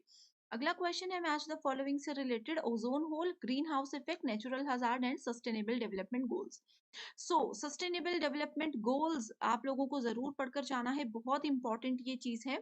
तो ओजोन होल जो है that is directly related to UV radiations. Then we have green house effect, so ये मीथेन से कनेक्ट होता है। नेचुरल हजार्ड जो है सुनामी है, ठीक है, आप लोगों ने सुनामी सुना होगा, ये नेचुरल हजार्ड है, इसकी मदद से आप इजीली करेक्ट आंसर को आइडेंटिफाई कर सकते थे। Then we have sustainable development goal जो कि इको सेंट्रिज्म होता है। अगला क्वेश्चन असर्शन रीजन बेस्ड है, जो कि एक कॉमन पैटर्न है, एनटीए के एग्जाम्स में बहुत बार पूछा जाता है। Climate change is going to increase social tension in India. तो क्लाइमेट चेंज से क्या होता है, सोशल, जो क्लाइमेट चेंज हो रहा है उससे सामाजिक तनाव बढ़ने के बहुत ज्यादा चांसेस है इंडिया में। इसका कारण ये बताया गया है कि जो फ्रीक्वेंसी और इंटेंसिटी है, यानी कि उसकी आवृत्ति और तीव्रता जो है वेदर चेंज की, विल हैव सीरियस कॉन्सिक्वेंसेस, ठीक है। तो इसका करेक्ट आंसर क्या है, ऑप्शन नंबर 1 की दोनों ही स्टेटमेंट सही बोल रही है। एंड इस वाली स्टेटमेंट का कारण ये हो सकता है। अगला क्वेश्चन है, the biggest hindrance in using biomass as a major energy source is, तो large amount of land required to grow energy crops जो है इसका एक मेजर रीजन हो सकता है। Next question is, climate change is going to increase social tension in India, ये हमने ऑलरेडी डिस्कस कर लिया है। नेक्स्ट है, match list 1 and list 2 and identify the correct code. ठीक है, सो यहाँ पे world health day, population day, ozone day and AIDS day. सो आप लोगों को स्टूडेंट्स मैं बता दूं कि करंट अफेयर से रिलेटेड ऐसे क्वेश्चन जरूर पूछे जाते हैं। जैसे कि अगर हम यहाँ पे बात करें, वर्ल्ड हेल्थ डे जो है वो 7 अप्रैल को मनाया जाता है। सो आप लोगों के एग्जाम में ऐसे पूछा जा सकता है कि वर्ल्ड हेल्थ डे की 2023 की थीम क्या थी, 2022 की थीम क्या थी, एंड कौन सी कंट्री में इसको सेलिब्रेट किया गया, कौन इंडिया में अगर ये सिर्फ मनाया जाता है तो कौन सी स्टेट ने या फिर कौन सी सिटी ने इस बार इसको होस्ट किया। तो ये चीजें आपको पता होनी चाहिए, स्पेशली ये डेज और उनकी जो थीम होती है। तो इस चीज को आप लोग नोट कर लीजिए एंड आप लोग बिल्कुल भी परेशान मत होइएगा इन चीजों के लिए। हम लोग जल्दी ही आपके लिए करंट अफेयर की लेक्चर सीरीज शुरू करने वाले हैं, जो कि डेफिनेटली आप लोगों को मदद करेगी। Okay, one below is a proposition जिसमें कि पूछा गया है, Mahatma Gandhi is called the father of nation, यानी कि महात्मा गांधी को राष्ट्रपिता कहा जाता है। इसमें हमें बताना है कि क्लासिकल कैटेगोरिकल प्रोपोजिशन कौन सा यूज किया गया है। Options are universal affirmative and particular affirmative. So universal, जहां पे यूनिवर्स आ गया इसका मतलब है कि हम सबके बारे में बात कर रहे हैं, यानी कि we are talking about all. Next is particular, particular मतलब हम सबके बारे में बात नहीं कर रहे, हम कुछ लोगों या कुछ चीजों के बारे में बात कर रहे हैं, that means we are talking about some percentage, some part of that statement, right. So यहाँ पे बोला गया है महात्मा गांधी को राष्ट्रपिता कहा जाता है। ये स्टेटमेंट सब लोगों ने सुनी होगी, ये स्टेटमेंट सब लोग मानते हैं। सो इस वजह से करेक्ट आंसर क्या होगा, यूनिवर्सल अफर्मेटिव। ओके, जहां पे पूरी स्टेटमेंट ट्रू है एंड हम लोग बिल्कुल श्योर है उस स्टेटमेंट को लेकर के, तो वहां पे हमेशा यूनिवर्सल अफर्मेटिव टर्म आप लोगों ने सेलेक्ट करनी है। अगला क्वेश्चन है, विच ऑफ द फॉलोइंग प्रमाणास are accepted by Vaisheshika philosophy, यानी कि वैशेषिक दर्शन के द्वारा कौन से प्रमाण को स्वीकार किया जाता है। ऑप्शंस है, प्रत्यक्ष, अनुमना, शब्द, उपमना, अर्थपति या फिर अनुपलब्धि। इस क्वेश्चन में स्टूडेंट्स मैं आप लोगों को बता दूं कि सबसे पहले वैशेषिक दर्शन क्या होता है। आप लोगों ने इंडियन फिलॉसफी जरूर सुनी होगी। इंडियन फिलॉसफी के अंदर हमारे पास 6 स्कूल्स होते हैं। 6 स्कूल्स में से किसी एक स्कूल का नाम है वैशेषिक फिलॉसफी, ठीक है, एक स्कूल का नाम है वैशेषिक फिलॉसफी एंड बाकी के जो 5 स्कूल्स हैं उनके नाम क्या है, ये आप मुझे होमवर्क क्वेश्चन है, इसका आंसर मुझे कमेंट करके जरूर बताइए। 100% ये क्वेश्चन एग्जाम में आएगा। तो स्टूडेंट्स अगर आप चाहते हो इस क्वेश्चन को करेक्ट करना, गूगल पे चेक कीजिए एंड मुझे कमेंट कीजिए ताकि बाकी स्टूडेंट्स भी इसका बेनिफिट उठा सके। ओके, वैशेषिक फिलॉसफी एक स्कूल है एंड इसके अंदर दो प्रमाण्स को यूज किया जाता है। पहला है प्रत्यक्ष। प्रत्यक्ष का मतलब होता है जो चीज हमारे सामने होती है, जिस चीज को हमने अपनी आंखों के सामने देखा है। दूसरा होता है अनुमान लगाना यानी कि गेस करना। तो करेक्ट आंसर है both A and B, that is option number 1। इसी के साथ बढ़ते हैं नेक्स्ट क्वेश्चन की ओर, जिसमें पूछा गया है given below are two propositions, all philosophers are fallible and Socrates is not fallible. तो दो स्टेटमेंट्स गिवन है, आपको बताना है। अब देखो यहाँ पे स्टूडेंट्स, पहले मैं आपको ट्रिक बता देती हूँ। स्टूडेंट्स इसका मीनिंग समझने में कंफ्यूज हो जाते हैं कि अच्छा फिलोसफर्स तो समझ आ गया, ये फॉलिबल का क्या मतलब होता है, सॉक्रेट्स का क्या मतलब होता है। मे बी आप में से बहुत से लोग ऐसे होंगे जिनको नहीं मतलब इसका पता होगा। ठीक है, सो आप लोगों को लॉजिकल रीजनिंग की एक ट्रिक मैं ये बताती हूँ कि आपको यहाँ पे वर्ड्स के मीनिंग पर फोकस नहीं करना है। जो प्रोपोजिशंस गिवन होती हैं उसके वर्ड्स के मीनिंग पर फोकस नहीं करना है। आपको डायरेक्टली ये देखना है कि क्वेश्चन में क्या पूछा है। क्वेश्चन में पूछा है क्लासिकल स्क्वायर ऑफ ऑपोजिशन के अकॉर्डिंग इसमें से कौन सी स्टेटमेंट बिल्कुल करेक्ट है। इस क्वेश्चन के लिए भी आप लोगों को क्लासिकल स्क्वायर ऑफ ऑपोजिशन का नॉलेज होना जरूरी है। ठीक है, सबसे पहले आपको ये बता दूं कि इसमें चार तरह की चीजें होती है, ए, ई, आई एंड ओ। ओके, ए का मतलब होता है हमारे पास ऑल, देन वी हैव ई, ई का मतलब होता है नो, आई का मतलब होता है सम एंड ओ का मतलब होता है सम नॉट। एंड क्वेश्चन में क्या गिवन है, क्वेश्चन में गिवन है ऑल फिलोसोफर्स, यानी कि स्टेटमेंट में we are talking about A. Socrates is not fallible, यानी कि here we are talking about O. यहाँ पे सम नहीं लिखा है, बट नॉट अगर बीच में होगा तो इसका मतलब है कि सम शुरू में जरूर है। ठीक है, इसका मतलब है ए एंड ओ स्टेटमेंट की यहाँ पे हम बात कर रहे हैं। ठीक है, इसमें बताना है कि कौन सी स्टेटमेंट करेक्ट है। ये दोनों स्टेटमेंट्स अगर एक जगह पे आ जाए, इसका मतलब है कि इन दोनों के बीच में कुछ ना कुछ रिलेशनशिप है। एंड ए और ओ के बीच में कौन सा रिलेशनशिप होता है, कॉन्ट्राडिक्टरी का रिलेशनशिप होता है। इस पे एक डिटेल्ड वीडियो मैंने ऑलरेडी बनाई हुई है, अगर आपने वो अभी तक नहीं देखी है मुझे कमेंट कीजिए, मैं डेफिनेटली आपके साथ लिंक शेयर कर दूंगी। Next question is which of the following are accepted in Buddhism. Buddhism में कौन कौन सी चीजों को एक्सेप्ट किया जाता है। फर्स्ट इज अध्यास, अपोहा, अभवा जिसको कि अभाव बोला जाता है यानी कि किसी चीज की कमी। नेक्स्ट इज अर्थपति, यानी कि किसी अर्थ की उत्पत्ति, यानी कि किसी वर्ड के मीनिंग को हम यहाँ पे फाइंड आउट करते हैं। प्रत्यक्ष, जो चीज हमारे सामने है, शब्द मतलब कोई वर्ड। बुद्धिज्म में कौन सी चीज को एक्सेप्ट किया गया था, correct answer here is B and E only. Direct questions है। अगर आप लोगों ने एक लिस्ट बना दी है कि बुद्धिज्म में किसको एक्सेप्ट किया जाता है, उपनय में किस चीज को एक्सेप्ट किया जाता है, तो ये क्वेश्चन 2 सेकंड में आप सॉल्व कर सकते थे। यहाँ पे अपोहा एंड प्रत्यक्ष, ये दोनों चीजों के बारे में बात की गई है। अपोहा क्या होता है, अपोहा refers to Buddhist exclusion theory. ठीक है, ये उनकी एक्सक्लूजन थ्योरी का ही एक पार्ट है, जिसमें कि it is a negative process of exclusion.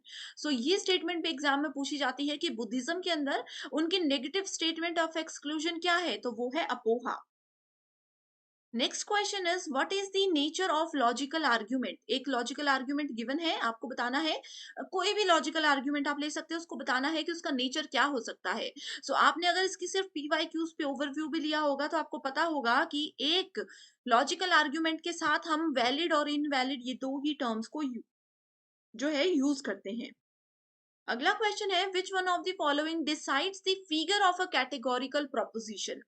Categorical proposition मैंने आपको बता दिया, उसके फिगर्स को हम कैसे डिसाइड करते हैं, कौन मदद करता है, तो उसमें मदद करता है मिडल टर्म। मिडल टर्म क्या होती है, दो स्टेटमेंट्स गिवन है, suppose all dogs are animals, then we have all animals are brave. तो यहाँ पे दोनों में कॉमन स्टेटमेंट क्या है, एनिमल्स है। इस केस में मिडल टर्म क्या होगी, मिडल टर्म होगी एनिमल।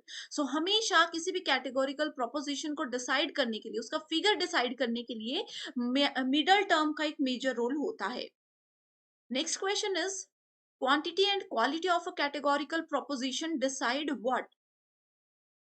क्वालिटी एंड क्वांटिटी जो होती है कैटेगोरिकल प्रोपोजिशन की, उससे हम उसके मूड तक पहुंच पाते हैं। Then we have next question, the fallacy. Fallacies are very important for your UGC NET examination. We have different types of fallacies. All types are very important, right? So the fallacy produced in the conclusion due to the repudiation of साध्य by हेतु is known as. सो हेतु के द्वारा अगर साध्य के repudiation यानी कि खंडन के कारण कोई फैलेसी हमारे पास आती है, फैलेसी बनती है, तो उसको क्या बोला जाता है? उसको विरुद्ध बोला जाता है। ठीक है, सो विरुद्ध को और क्या बोला जाता है?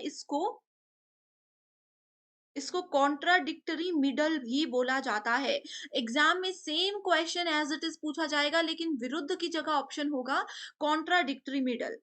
ओके, ये क्या होता है विरुद्ध? It is the one which disproves the very proposition which is meant to prove. एक ऐसा प्रोपोजिशन जिसको हमें प्रूव करना था, लेकिन उसको हमने डिसअप्रूव कर दिया, वो हम उसके विरुद्ध चले गए। Next question is what is the sequential order of a comprehensible sentence in Nyaya philosophy. सो न्याय फिलॉसफी में कौन सा होता है एक सीक्वेंस? तो सबसे पहले इसमें आता है हमारे पास आकांक्षा, देन वी हैव योग्यता, देन वी हैव सन्निधि, देन वी हैव तात्पर्य। Okay, so correct answer is option number 2। Next question is, four propositions given है, two of them are related in such a way that they cannot be true together although they can be false। यानी कि चार में से दो statements ऐसी हैं जो कि एक साथ ट्रू हो सकती हैं, लेकिन दोनों स्टेटमेंट्स एक साथ कभी भी फॉल्स नहीं हो सकती। सो इस क्वेश्चन के लिए आपको ऑप्शंस पढ़ने हैं, ये स्टेटमेंट्स पढ़नी है, देन आपको इसके ऑप्शंस भी पढ़ने हैं। ठीक है, देन फिर आप उसको कंपेयर करोगे। सो जो भी स्टेटमेंट जहां पे दोनों स्टेटमेंट्स एक साथ ट्रू हो सकती हैं लेकिन एक साथ फॉल्स नहीं हो सकती, वो स्टेटमेंट्स क्या होती है? कॉन्ट्रारीज स्टेटमेंट्स होती हैं। इस चीज को अगर आप लोगों ने नोट किया होगा, वो चीजें क्या होती है? कॉन्ट्रारी स्टेटमेंट्स होती हैं। सो कॉन्ट्रारी स्टेटमेंट हमेशा होती है ए टू ई। ए का मतलब हो गया ऑल वाली, ई का मतलब हो गया नो वाली। सो ऑल वाली स्टेटमेंट एंड नो वाली स्टेटमेंट, इस अकॉर्डिंग करेक्ट आंसर क्या है? A and B only. इस तरह से आप इसको आंसर कर सकते हो। Next question is, to inference in the past by perceiving muddy water in the pond, that is called what? तो इट इज कॉल्ड पूर्ववत अनुमना। सो पूर्ववत अनुमना इज ऑल्सो वेरी इंपॉर्टेंट। पूर्ववत अनुमना क्या होता है? इन्फेरेंस होता है जिसमें कि we infer the unperceived effect from perceived cause. अगला क्वेश्चन है, the sequential order of syllogism in Nyaya philosophy. सो न्याय फिलॉसफी में एक हमारे पास ऑर्डर होता है जिसको कि आपको याद रखना जरूरी है। सो इसमें ऑर्डर सबसे पहले क्या आ जाएगा हमारे पास? सबसे पहले आ जाएगा प्रतिज्ञा, उसके बाद आता है हेतु, उसके बाद आता है उदाहरणा यानी कि एग्जाम्पल, देन वी हैव उपनयया, देन वी हैव निगमना। ओके, निगमन जिसको बोलते हैं। तो न्याय फिलॉसफी के अंदर ये आपको याद रखना है। जैसे कि मैंने आपको बताया, इंडियन फिलॉसफी के जो 6 स्कूल्स होते हैं उसमें से एक न्याय फिलॉसफी भी है। गौतम जो है वो मेन प्रोपोनेंट है न्याय फिलॉसफी के। Next question is, what type of cognition is beyond the ambit of perception? So correct answer है यहाँ पे निर्विकल्प प्रत्यक्ष। अगला क्वेश्चन है, in a proposition which is particular affirmative. So मैंने आप लोगों को बता दिया पर्टिकुलर अफर्मेटिव स्टेटमेंट्स क्या होती हैं। Neither the subject nor the predicate is distributed, यानी कि इसमें हम लोग ना ही सब्जेक्ट को ना ही प्रेडिकेट को डिस्ट्रीब्यूट करते हैं, वितरित नहीं किया जाता। In order to authenticate the environmental values as advocated by our ancestors, a scholar cites example from Vedas. The means of knowledge used by him or her in terms of Indian logic will be called as what? So it will be called as shabd, यानी कि verbal testimony. Okay. Next question is, in Indian logic. यहाँ पे देखो students, कुछ नहीं समझाने की चीज है, हिंदी इंग्लिश में आपके सामने क्वेश्चन है, एज इट इज डेफिनेशन दी गई है। अगला क्वेश्चन है, in Indian logic the presence of the middle term in the minor term is called. So minor term में जो मिडल टर्म होती है, दो स्टेटमेंट्स में मैंने क्या बताया? मिडल टर्म होती है जो दोनों में कॉमन होती है, उसको क्या बोला जाता है? उसको बोला जाता है पक्षधर्मिता। ये सारे संस्कृत वर्ड्स हैं जो कि इंडियन लॉजिक कैटेगरी के अंदर काउंट किए जाते हैं। नेक्स्ट इज असिद्ध is a fallacy when the middle term is, असिद्ध मतलब अनप्रूव्ड, ठीक है। अनप्रूव्ड फैलेसी जो होती है, फैलेसी तब होती है when the middle term is unproved. मैंने आप लोगों को डायरेक्टली आंसर ही बता दिया। सिद्ध मतलब प्रूव कर दिया किसी चीज को, असिद्ध मतलब unproved. Okay, next question is golden mountain is fiery because it is smoky, it is smoky full stop, which type of fallacy is committed by the above influence. So golden mountains यानी कि स्वर्ण पर्वत जो होते हैं वो बहुत ही ज्यादा अट्रैक्टिव भी होते हैं एंड वो फायरी भी होते हैं, ठीक है। बिकॉज इट इज स्मोकी, क्योंकि वहां पे धुआं भी रहता है। सो ये किसका आंसर है, ये आश्रय सिद्धि का आंसर है। Ayurveda which deals with indigenous system of medicine could be traced to। अब आप लोगों को पता है हमारे पास 4 वेद होते हैं, ऋग्वेद, यजुर्वेद, सामवेद एंड अथर्ववेद। सो आयुर्वेद की बात या फिर आयुर्वेदिक जो रेमेडीज होती हैं उसकी बात कौन से वेद में की गई है, ये पूछा है। सो वो बात की गई है अथर्ववेद में। All flowers are toys, some toys are trees। All flowers are toys and some toys are trees, some butterflies are trees। ठीक है, सो यहाँ पे हमें बताना है कौन सी स्टेटमेंट करेक्ट है। सो डायरेक्टली आंसर पे जाते हैं, that is C and E only. Some toys are flowers and some trees are butterflies. ये वाले जो क्वेश्चन होते हैं स्टूडेंट्स, इसको आप लोग डायरेक्टली स्टेटमेंट लॉजिक भी लगा सकते हो, या फिर जिसमें कि आप लोगों को मैंने एक सेपरेट वीडियो में बताया है कि a plus A is equals to A होता है, यानी कि ऑल वाली स्टेटमेंट को अगर दूसरी ऑल वाली स्टेटमेंट के साथ जोड़ जाए तो आंसर में, यानी कि ऑप्शन में से ऑल वाली स्टेटमेंट जरूर सेलेक्ट होती है। तो इस तरह के मैंने आपको ट्रिक्स बताए हुए हैं, ठीक है। या फिर आप लोग इसको इस तरह से वेन डायग्राम की मदद से भी कर सकते हैं। तो इसी के साथ बढ़ते हैं पहले क्वेश्चन की ओर, जिसमें पूछा गया है consider the following number series 2, 10, 30, 68 and we have to find the next number. इस तरह के क्वेश्चंस में स्टूडेंट्स हम लोगों को पहले बेसिक रिलेशनशिप फाइंड आउट करना होता है इन गिवन वैल्यूज के साथ। अगर हम लोग देखें इस क्वेश्चन में तो इसका पैटर्न क्या है, अगर हम 1 रेज टू पावर 3 करते हैं उसमें +1 कर देते हैं तो हमारे पास वैल्यू आ जाती है 2, जो कि ये गिवन है। नेक्स्ट में अगर हम लोग 2 रेज टू पावर 3 करते हैं +2 करते हैं, then we have value 10। Next में 3 raise to power 3 plus 3 is equals to 30। Then we have 4 raised to power 3 plus 4 is equals to 68। So ये given पैटर्न को तो हमने डिसाइड कर लिया, यहाँ पे फाइंड आउट कर लिया। अब इसी पैटर्न को ध्यान में रखते हुए हम लोगों को नेक्स्ट वैल्यू मिल जाएगी, जो कि है 5 raised to power 3 plus 5 is equals to 130। So correct answer यहाँ पे होगा ऑप्शन नंबर 1, दैट इज 130। तो ये अगर स्टूडेंट्स आप लोग find the next number type के जो क्वेश्चंस होते हैं नंबर सीरीज या लेटर सीरीज के, इसको आप लोग PYQs को अगर प्रैक्टिस कर लेते हो तो आपको काफी आइडिया हो जाता है कि किस तरह के पैटर्न से जनरली एनटीए क्वेश्चंस पूछता है। नेक्स्ट क्वेश्चन है if light is written as GILTH, तो इसके लिए आपको क्या करना है, LIGHT इस तरह से लिख देना है एंड इसको हम कन्वर्ट करते हैं GILTH से। इस तरह से अगर आप लोग इन लेटर्स को लिख लेते हो तो आप लोगों को इजी हो जाता है आइडेंटिफाई करना। अब देखो I को हमने एज इट इज रहने दिया, G को हमने यहाँ पे ले आया और इस वाले L को हमने यहाँ पे ले आया, साथ ही H को हम इस तरफ ले आए हैं एंड T को हम इस तरफ ले आए हैं। इसमें हो रहा है ये वाला पैटर्न फॉलो। नेक्स्ट एक और चीज हमें दी है कि अगर फाइट को इस तरह से लिखा जाता है तो इसको भी हम लिख कर देख लेते हैं FIGHT। ये आप लोगों को समझाने के लिए स्टूडेंट्स मैं थोड़ा सा स्लो जा रही हूँ। अगर आप लोगों को एक बार कॉन्सेप्ट समझ आ जाता है तो आप लोग बहुत इजीली कम समय में इस तरह के क्वेश्चंस को सॉल्व कर सकते हो। यहाँ पे भी देखो मिडिल टर्म को हमने एज इट इज रखा, इसको यहाँ ले आए, इसको यहाँ ले आए एंड इन दोनों को भी हमने इस तरह से इनकी पोजीशन चेंज कर दी। इस अकॉर्डिंग अगर हम देखें तो हमारा नेक्स्ट क्या हो सकता है, SIGHT, इसको हम क्या कर सकते हैं, G को यहाँ ले आएंगे, I को एज इट इज रख लेंगे, then we have S, then we have यहाँ पे आ जाएगा T एंड H को ले आएंगे हम इस तरफ। करेक्ट आंसर क्या बन गया, GISTH। GISTH यानी कि option number 2 here is the correct answer.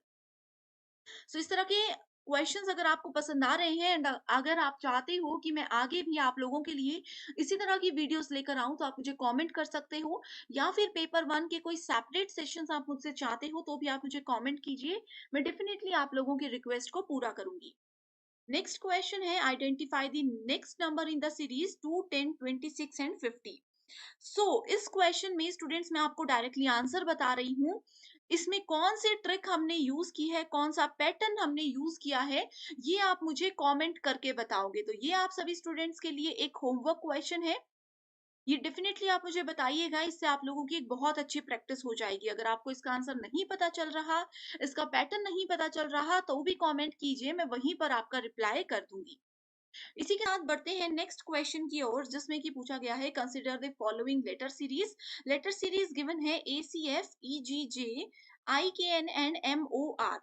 तो इस लेटर सीरीज में स्टूडेंट्स आप लोगों को सबसे पहले एक पैटर्न पता होना चाहिए, ठीक है। अब देखो, इसमें हम इसको इस तरह से लिख देते हैं, ACF, then we have EGJ, then we have IKN, then MOR, ठीक है। इस तरह से आप लोग लिख दोगे। उसके बाद आपको क्या करना है, पहले पहले नंबर का कंपैरिजन करना है। ए से अगर हम ई के तरफ जाते हैं तो +4 वैल्यूज आती हैं। ए से ई पे काउंट कीजिए, 4 नंबर्स की एडिशन होती है। ई से आई पे भी +4 होता है एंड आई से एम पे भी +4 होता है। तो सेम ही पैटर्न हमें फॉलो करना है ई से आगे की ओर। ई से जब हम लोग आगे की ओर सॉरी एम से आगे की ओर जाएंगे तो यहाँ पे हमारे पास वैल्यू आ जाती है क्यू, ठीक है। ऑप्शंस में देखो, क्यू से ही आप लोगों को डायरेक्ट आंसर मिल गया, जो कि है ऑप्शन नंबर 1। आप लोगों को यूजीसी नेट के रीजनिंग के सेक्शन में स्मार्ट वर्क करना है, पूरा सॉल्व करने की जरूरत नहीं है। आप देख सकते हो, फर्स्ट लेटर सीरीज में से ही हम लोगों को करेक्ट आंसर बहुत बार मिल जाता है। Okay, next question is, a man walks at a speed of 3 kilometre per hour from location A. एक पर्सन की लोकेशन है ए, तो उन्होंने ए से 3 किलोमीटर पर आवर की तरफ को ईस्ट की साइड को जो है मूव किया, ठीक है। अगर हम लोग इस पॉइंट को ईस्ट डायरेक्शन मानकर चलते हैं तो उन्होंने 3 किलोमीटर्स जो है ट्रेवल किया है, ये ईस्ट की डायरेक्शन है। ओके, उन्होंने सिर्फ यहाँ 3 किलोमीटर तक ही ट्रेवल किया। उसके बाद फॉर 1 आवर, ठीक है, इसका मतलब क्या हुआ कि 3 किलोमीटर्स के लिए उनको कितना समय लग गया, इसके लिए उन लोगों को 1 आवर का समय लग गया। उसके बाद उन्होंने क्या किया, देन उन्होंने टर्न कर दिया लेफ्ट को। इस तरफ को जाते जाते उन्होंने लेफ्ट को टर्न कर दिया एंड वो कितना 1.5 किलोमीटर ट्रेवल किया उन्होंने 6 आवर तक के लिए। इस तरफ को अगर देखेंगे तो उन्होंने यहाँ पे 6 आवर्स 1.5 किलोमीटर तक का ट्रेवल किया टूवर्ड्स नॉर्थ डायरेक्शन, ठीक है। एंड इस तरह से वो कहां पर पहुंच गए, इस तरह से वो पहुंच गए अपनी लोकेशन बी पे। Then the shortest distance from A to B. अब देखना है ए से बी पे शॉर्टेस्ट डिस्टेंस क्या है, तो ये वाला शॉर्टेस्ट था। यहाँ पे 3 किलोमीटर ट्रेवल किया, यहाँ पे उन्होंने 1.5 किलोमीटर ट्रेवल किया। इसके लिए हम लोगों को क्या करना है, इसके लिए हमें पहले कैलकुलेशन करनी है। 1 घंटे तक आप कैलकुलेट करते हो 3 पे, तो आपका रिजल्ट आ जाता है यहाँ पे टोटल 3 किलोमीटर्स। देन 1.5 को हमें 6 के साथ करना है, यानी कि 1.5 किलोमीटर उन्होंने 6 आवर्स में ट्रेवल किया। 1.5 को अगर हम 6 से मेजर करते हैं तो वो आ जाता है अराउंड 9 किलोमीटर्स। शॉर्टेड डिस्टेंस के लिए हमें फॉर्मूला राइट एंगल ट्राइंगल ये बन गया, तो इसका फॉर्मूला होता है 3 स्क्वायर प्लस 9 स्क्वायर, ये जो वैल्यूज आई हैं बेस स्क्वायर प्लस दिस वाला स्क्वायर, एंड इसको हम ये कर देंगे, आंसर आ जाएगा अप्रोक्सीमेटली 9.48। 9.48 किलोमीटर शॉर्टेस्ट पाथ होता है। Next question is, consider the following number series 0, 6, 24, 68 and 120। यहाँ पे सेम हमें लॉजिक को फॉलो करना है। पहले मैं आपको आंसर भी बता देती हूँ। इसमें देखो क्या है, 0 में 1 को मल्टीप्लाई कर दो एंड 2 को मल्टीप्लाई कर दो, आंसर आ जाएगा 0। Then we have 1 into 2 into 3 that is equals to 6। Next we have, तो 6 वैल्यू भी आ गई, 0 वैल्यू भी आ गई। 24 वैल्यू के लिए क्या करेंगे, 2 into 3 into 4 that is 24। उसके बाद आ जाएगा 3 into 4 into 5 is equals to 60। 60 value आ गई। उसके बाद हम कर देंगे यहाँ पे 4 into 5 into 6 120। Then we have 5 into 6 into 7 that is equals to 210. So correct answer यहाँ पे है 210. तो ये थोड़े से बेसिक लॉजिक्स होते हैं जो कि प्रैक्टिस आपकी चाहते हैं, तभी आप लोग इनको सॉल्व कर पाओगे. Next is which of the following is data visualization method. So data visualization होता है pie chart and bar chart. Okay. Next question is in the following letter series. So letter series given है जिसमें बोला गया है A B C F. अगला है B C D G. इस तरह से ही आपको हमेशा लिखना है. Then we have C D E and H. Then we have D E F and I. Okay. So ये लेटर सीरीज आ गई. अब इसमें देखना है नेक्स्ट टर्म कौन सी होगी. इसमें ए से बी पे जाएंगे +1, बी से सी पे जाएंगे +1, सी से डी पे जाएंगे +1, यानी कि एक एक डिजिट हम आगे बढ़ते गए. देखो फिर से यहाँ पे बी से सी पे गए +1 +1 +1 का पैटर्न ही यहाँ पे फॉलो किया गया है. सो डी के बाद नेक्स्ट वैल्यू आ गई ई के बाद नेक्स्ट वैल्यू आ गई एफ. सो यहाँ पे ई एंड एफ के 3 पैटर्न्स गिवन है.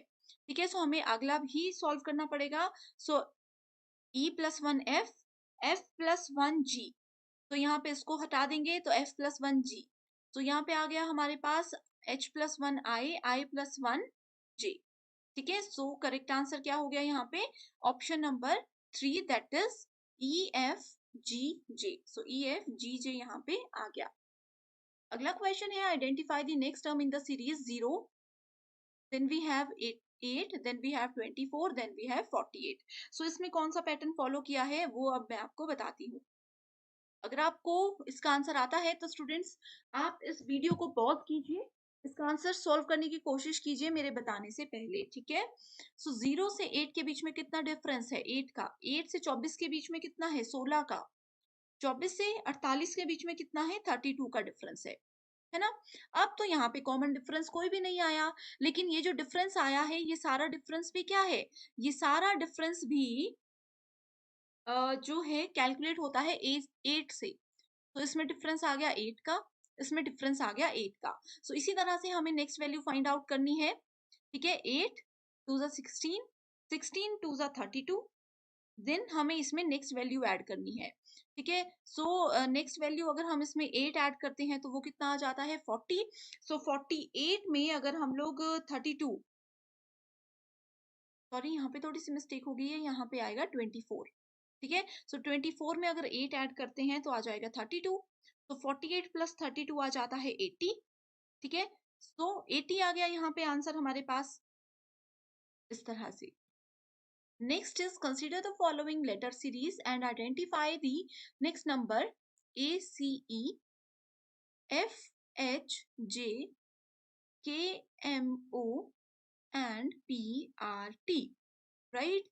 So इसको हम लोग किस तरह से कैलकुलेट कर सकते हैं. इसमें आप लोग देखो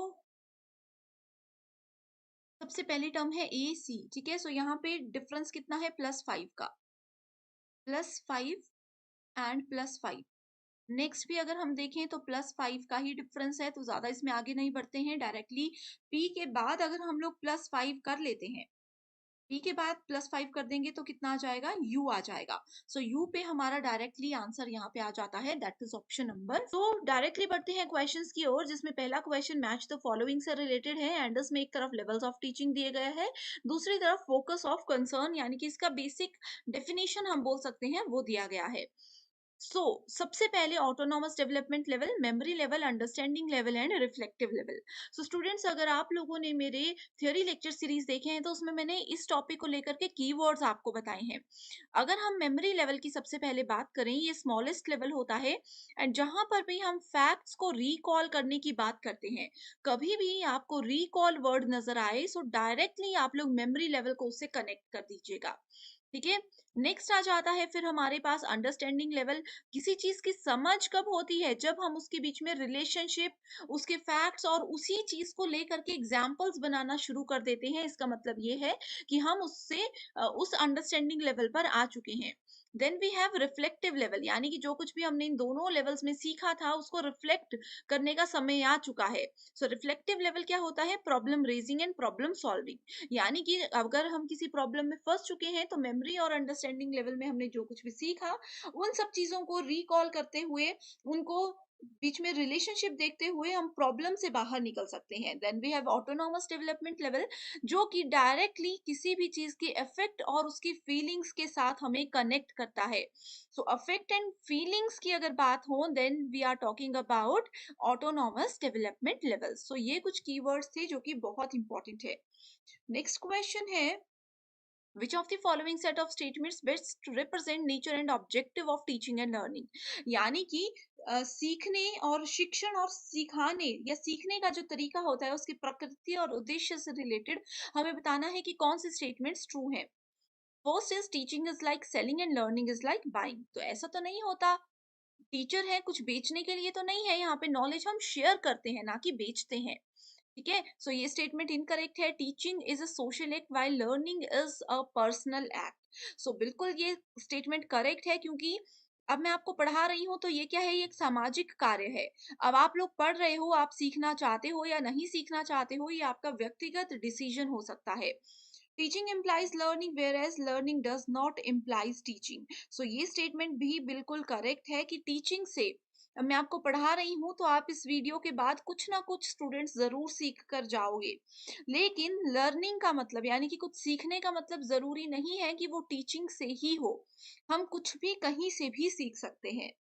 next is teaching is a kind of delivery of knowledge while learning is like receiving it. So ये स्टेटमेंट भी कहीं ना कहीं सही है कि टीचिंग में हम क्या करते हैं, अपने नॉलेज को डिलीवर करते हैं, बट यहाँ पे डिलीवर की जगह अगर शेयर वर्ड यूज होता तो ये स्टेटमेंट करेक्ट हो सकती थी। Next is teaching is an interaction and is triadic in nature, whereas learning is an active engagement in subject domain। So ये statement भी बिल्कुल correct है। तो करेक्ट आंसर यहाँ पे आ जाएगा हमारे पास ऑप्शन नंबर 2। इसी के साथ नेक्स्ट क्वेश्चन पर पढ़ते हैं, जिसमें कि अगेन ये मैच द फॉलोइंग से रिलेटेड क्वेश्चन है, जिसमें कुछ ऑनलाइन पोर्टल्स एक तरफ दिए गए हैं एंड दूसरी तरफ उनके बेसिक फीचर्स की बात की गई है। तो सबसे पहले we have Swayam Prabha, then Gyan that is global institute of academic network, then we have Gyan Vani, ज्ञान दर्शन एंड ज्ञान धारा। वहीं दूसरी तरफ उनकी डेफिनेशंस दी गई हैं। ठीक है, सो इसको इस तरह से यहाँ पे कवर करते हैं। आप लोगों को अगर पता नहीं होगा तो मैं बता दूं कि स्वयं प्रभा क्या है। स्वयं प्रभा एक फ्री डीटीएच चैनल हमें प्रोवाइड कराता है, एजुकेशनल चैनल्स ये हमें प्रोवाइड कराता है। ठीक है, तो स्वयं प्रभा को हम डायरेक्टली इससे मैच कर देते हैं। ठीक है, सो इसको आप लोगों को इस तरह से याद रख लेना है। राइट, तो स्वयं प्रभा को हमने इससे मैच कर दिया। ज्ञान वाणी, वाणी का मतलब क्या होता है कि हम उस चीज को सिर्फ सुन सकते हैं। वाणी तो किसको सुन सकते हैं, हम एफएम को सुन सकते हैं। सी को हमने डायरेक्टली मैच कर दिया फर्स्ट के साथ। ठीक है, सी को हमने फर्स्ट के साथ मैच कर दिया। देन वी हैव ज्ञान दर्शन, दर्शन मतलब किसी चीज को देख सकते हैं।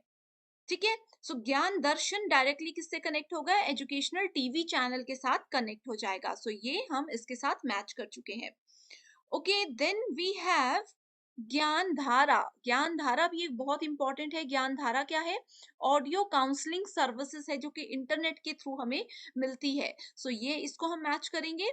देन वी हैव ज्ञान, ज्ञान क्या है, global institute of academic network. ये क्या है, टैलेंट पूल है जिसमें कि साइंटिस्ट और एंटरप्रेन्योर्स वर्क करते हैं, उनकी एंगेजमेंट रहती है with Indian higher educational institutions. तो इस तरह से कुछ कीवर्ड्स की मदद से आप इन रिपीटेड क्वेश्चंस को याद रख सकते हो। अगला क्वेश्चन है, ऑल टीचिंग इम्प्लाइज लर्निंग। ये स्टेटमेंट्स देखो स्टूडेंट्स, इस क्वेश्चन में हमने पढ़ी। यही होता है कि स्टेटमेंट बेस्ड क्वेश्चंस अगर आप पीवाईक्यूज करते हो तो आपको पता लगता है कि वही क्वेश्चन एनटीए रिपीट करता है। ऑल टीचिंग इम्प्लाइज लर्निंग, की हर एक तरह की टीचिंग से लर्निंग जरूर होती है। Learning to be useful must be delivered from teaching, यानी कि अगर हमने सीखने के लिए जो उपयोगी चीजें होती है उसको उपयोगफुल बनाना है तो उसके लिए वो चीजें टीचिंग की मदद से ही पूरी हो सकती हैं। यहाँ पे हमने प्रीवियस क्वेश्चन में भी डिस्कस किया था कि सीखने के लिए टीचिंग की जरूरत नहीं होती है। किसी स्टूडेंट को कुछ सीखने के लिए हर बार किसी टीचर की जरूरत नहीं होती, वो कुछ चीजें अपने आप भी सीखते हैं, कुछ चीजें सेल्फ स्टडी से भी सीखते हैं। ओके, सो नेक्स्ट क्वेश्चन आपके लिए होमवर्क क्वेश्चन है, जिसका आंसर आप मुझे हमेशा की तरह कमेंट करके बताओगे एंड मैं वहीं आपको बताऊंगी कि वो करेक्ट है या इनकरेक्ट है। सो अगर आंसर नहीं आता होगा तो भी मुझे कमेंट कीजिएगा, मैं वहीं पे आपको इसका आंसर बता दूंगी। तो which one of the following is an की बिहेवियर इन इफेक्टिव टीचिंग। सो अगर हमें अपनी टीचिंग को प्रभावी बनाना है तो महत्वपूर्ण व्यवहार कौन सा होना चाहिए। ठीक है, 4 ऑप्शंस हैं, हिंदी इंग्लिश में पढ़िए एंड आंसर मुझे जरूर कीजिए। नेक्स्ट क्वेश्चन है, यहाँ पे दो चीजें दी गई हैं, एक तरफ लर्नर्स के कैरेक्टरिस्टिक्स है जो कि टीचिंग लर्निंग सिस्टम को फैसिलिटेट करते हैं एंड उसको इफेक्टिव बनाते हैं। तो कौन कौन से वो पॉइंट्स है, प्रायर एक्सपीरियंस ऑफ लर्नर, यानी कि किसी किसी छात्र को पहले से उस चीज में कितना नॉलेज है, कितना एक्सपीरियंस है, कितना अनुभव है। लर्नर का फैमिली लिंकेज, यानी कि अगर टीचर और लर्नर के बीच में कोई फैमिली रिलेशनशिप है तो ये स्टेटमेंट गलत है। एप्टीट्यूड ऑफ द लर्नर, यानी कि वो कितना योग्यता रखता है। लर्नर स्टेज ऑफ डेवलपमेंट, यानी कि जो शिष्य है, शिक्षार्थी है, वो कौन से लेवल पर है। ऐसा तो नहीं है कि कहीं नर्सरी केजी के बच्चे को हम लोग एनटीए का लेवल का पढ़ा रहे हैं। Learners food habit and hobbies, तो लर्नर का जो खाता है, जो उनकी हॉबीज हैं, उनसे टीचिंग लर्निंग को फैसिलिटेट नहीं किया जाता। लर्नर्स रिलीजियस एफिलिएशन, यानी कि उनके धार्मिक संबंध क्या हैं, that is also not important. So correct answer क्या है, A, C and D only. Next question is in the context of classroom teaching. Classroom teaching में जब हम पढ़ाते हैं, क्लासरूम में जब टीचिंग होती है, the foundation on which a warm and nurturing relation with learner can be built is called। so उस समय पे एज अ टीचर आप अपने स्टूडेंट्स के साथ एक अच्छा संबंध कैसे बनाते हो एज अ टीचर, तो क्या चीज इंपॉर्टेंट है, तो वो टीचर का अफेक्ट इंपॉर्टेंट है, टीचर का प्रभाव इंपॉर्टेंट है। ऐसा नहीं है कि आप लोग टीचर बन जाओ एंड स्टूडेंट्स को आप लोग बातों में लगा कर रखो, हंसी मजाक करते रहो एंड पढ़ाओ ही नहीं। वो कुछ समय के लिए स्टूडेंट्स को पसंद आएगा, लेकिन जब स्टूडेंट्स का रिजल्ट अच्छा नहीं आएगा तो वो आपको पसंद करना बंद कर देंगे। तो आपका इफेक्ट ऐसा होना चाहिए, आपका प्रभाव ऐसा होना चाहिए कि आप स्टूडेंट्स के साथ अच्छे से रह भी रहे हो। Entertainment is also very important in classroom, but वहीं पे एंटरटेनमेंट के साथ साथ आपको एक कॉन्सेप्ट क्लैरिटी भी हो जानी चाहिए। Okay, next is on the basis of summative test, a teacher is interpreting his or her students performance in terms of their wellness lifestyle evident in behavior। so इसको क्या बोला जाता है, इसको क्राइटेरियन रेफरेंस टेस्टिंग के अंदर count किया जाता है। इसमें क्या होता है, देखो स्टूडेंट्स की परफॉर्मेंस को क्या किया जाता है, कैलकुलेट किया जाता है, जज किया जाता है। ये 4 टाइप्स है, बहुत इंपॉर्टेंट है। इसमें एक और आता है समेटिव इवेल्युएशन, जो कि आप यहाँ पे देख सकते हो। क्राइटेरियन रेफरेंस में यानी कि मानदंड सेट कर दिया जाता है। अगर मानदंड ये है कि 60% से ज्यादा वाले बच्चों को पास किया जाएगा, उससे कम वाले बच्चे सभी फेल हो जाएंगे, तो एक मानदंड है। उसके अकॉर्डिंग हम स्टूडेंट्स का क्या करते हैं, उनको इवेल्युएट करते हैं, उनको टेस्ट करते हैं। Next question is which among the following is a cognitive characteristic of a learner. Cognitive here means mental ability. किसी भी छात्र की संज्ञानात्मक या फिर उसके मेंटल लेवल को अगर हमें देखना है तो कौन से कैरेक्टरिस्टिक इंपॉर्टेंट है, तो level of visual literacy is important, यानी कि दृश्य साक्षरता का स्तर। अगला क्वेश्चन है, empathy in is essential for effective communication between communicator and the community. Next is empathy like links the teacher and students. तो एम्पैथी क्या होता है, सहानुभूति। क्या सहानुभूति टीचर और स्टूडेंट को लिंक करती है, बिल्कुल करती है। ऐसा नहीं कि हर एक स्टूडेंट को हम सहानुभूति की नजर से ही देखें, बट कहीं ना कहीं वो चीजें इंपॉर्टेंट होती हैं। अगला क्वेश्चन है, from the list of learning outcomes indicated below identify those which are said to be high level outcomes। तो ऑप्शंस यहाँ पे दिए गए हैं, जिसमें पहला है learning of facts and rules showing the ability to analyse and synthesise. पहले डायरेक्टली आंसर पे जाते हैं, तो देखो अगर हम लोग फैक्ट, किसी चीज के फैक्ट और नियम समझ लेते हैं तो वो हाई लेवल आउटकम हमें देता है, यानी कि उच्च स्तरीय परिणाम एक स्टूडेंट को देता है। अगर एक स्टूडेंट का हमें पता है, जैसे अगर आप लोगों ने, मैं बता दूं कि अगर आप लोगों ने हमारे थ्योरी लेक्चर्स देखे हैं तो ये क्वेश्चंस आप लोग देखोगे कि सेम डेफिनेशंस नहीं है, लेकिन वहां से आपके कॉन्सेप्ट्स अगर क्लियर होंगे तो आप लोग इजीली एनालाइज कर सकते हो। Okay. And third we have awareness, responding and valuing. So ये सब चीजें इंपॉर्टेंट होती हैं कि कैसे हम लर्निंग आउटकम्स को, यानी कि सीखने के परिणामों को एक अच्छा लेवल तक पहुंचा सकते हैं। सो ये थे आज के मोस्ट रिपीटेड क्वेश्चंस जो कि हर साल लगभग हर एक शिफ्ट में पूछे जाते हैं। तो आई होप स्टूडेंट्स आपको ये वीडियो पसंद आई है, इसको शेयर जरूर कीजिएगा। एंड स्क्रीन पर दिए गए नंबर्स पर कांटेक्ट करके आप किसी भी कोर्स की इंफॉर्मेशन ले सकते हो। So thank you so much and I wish you all the very best.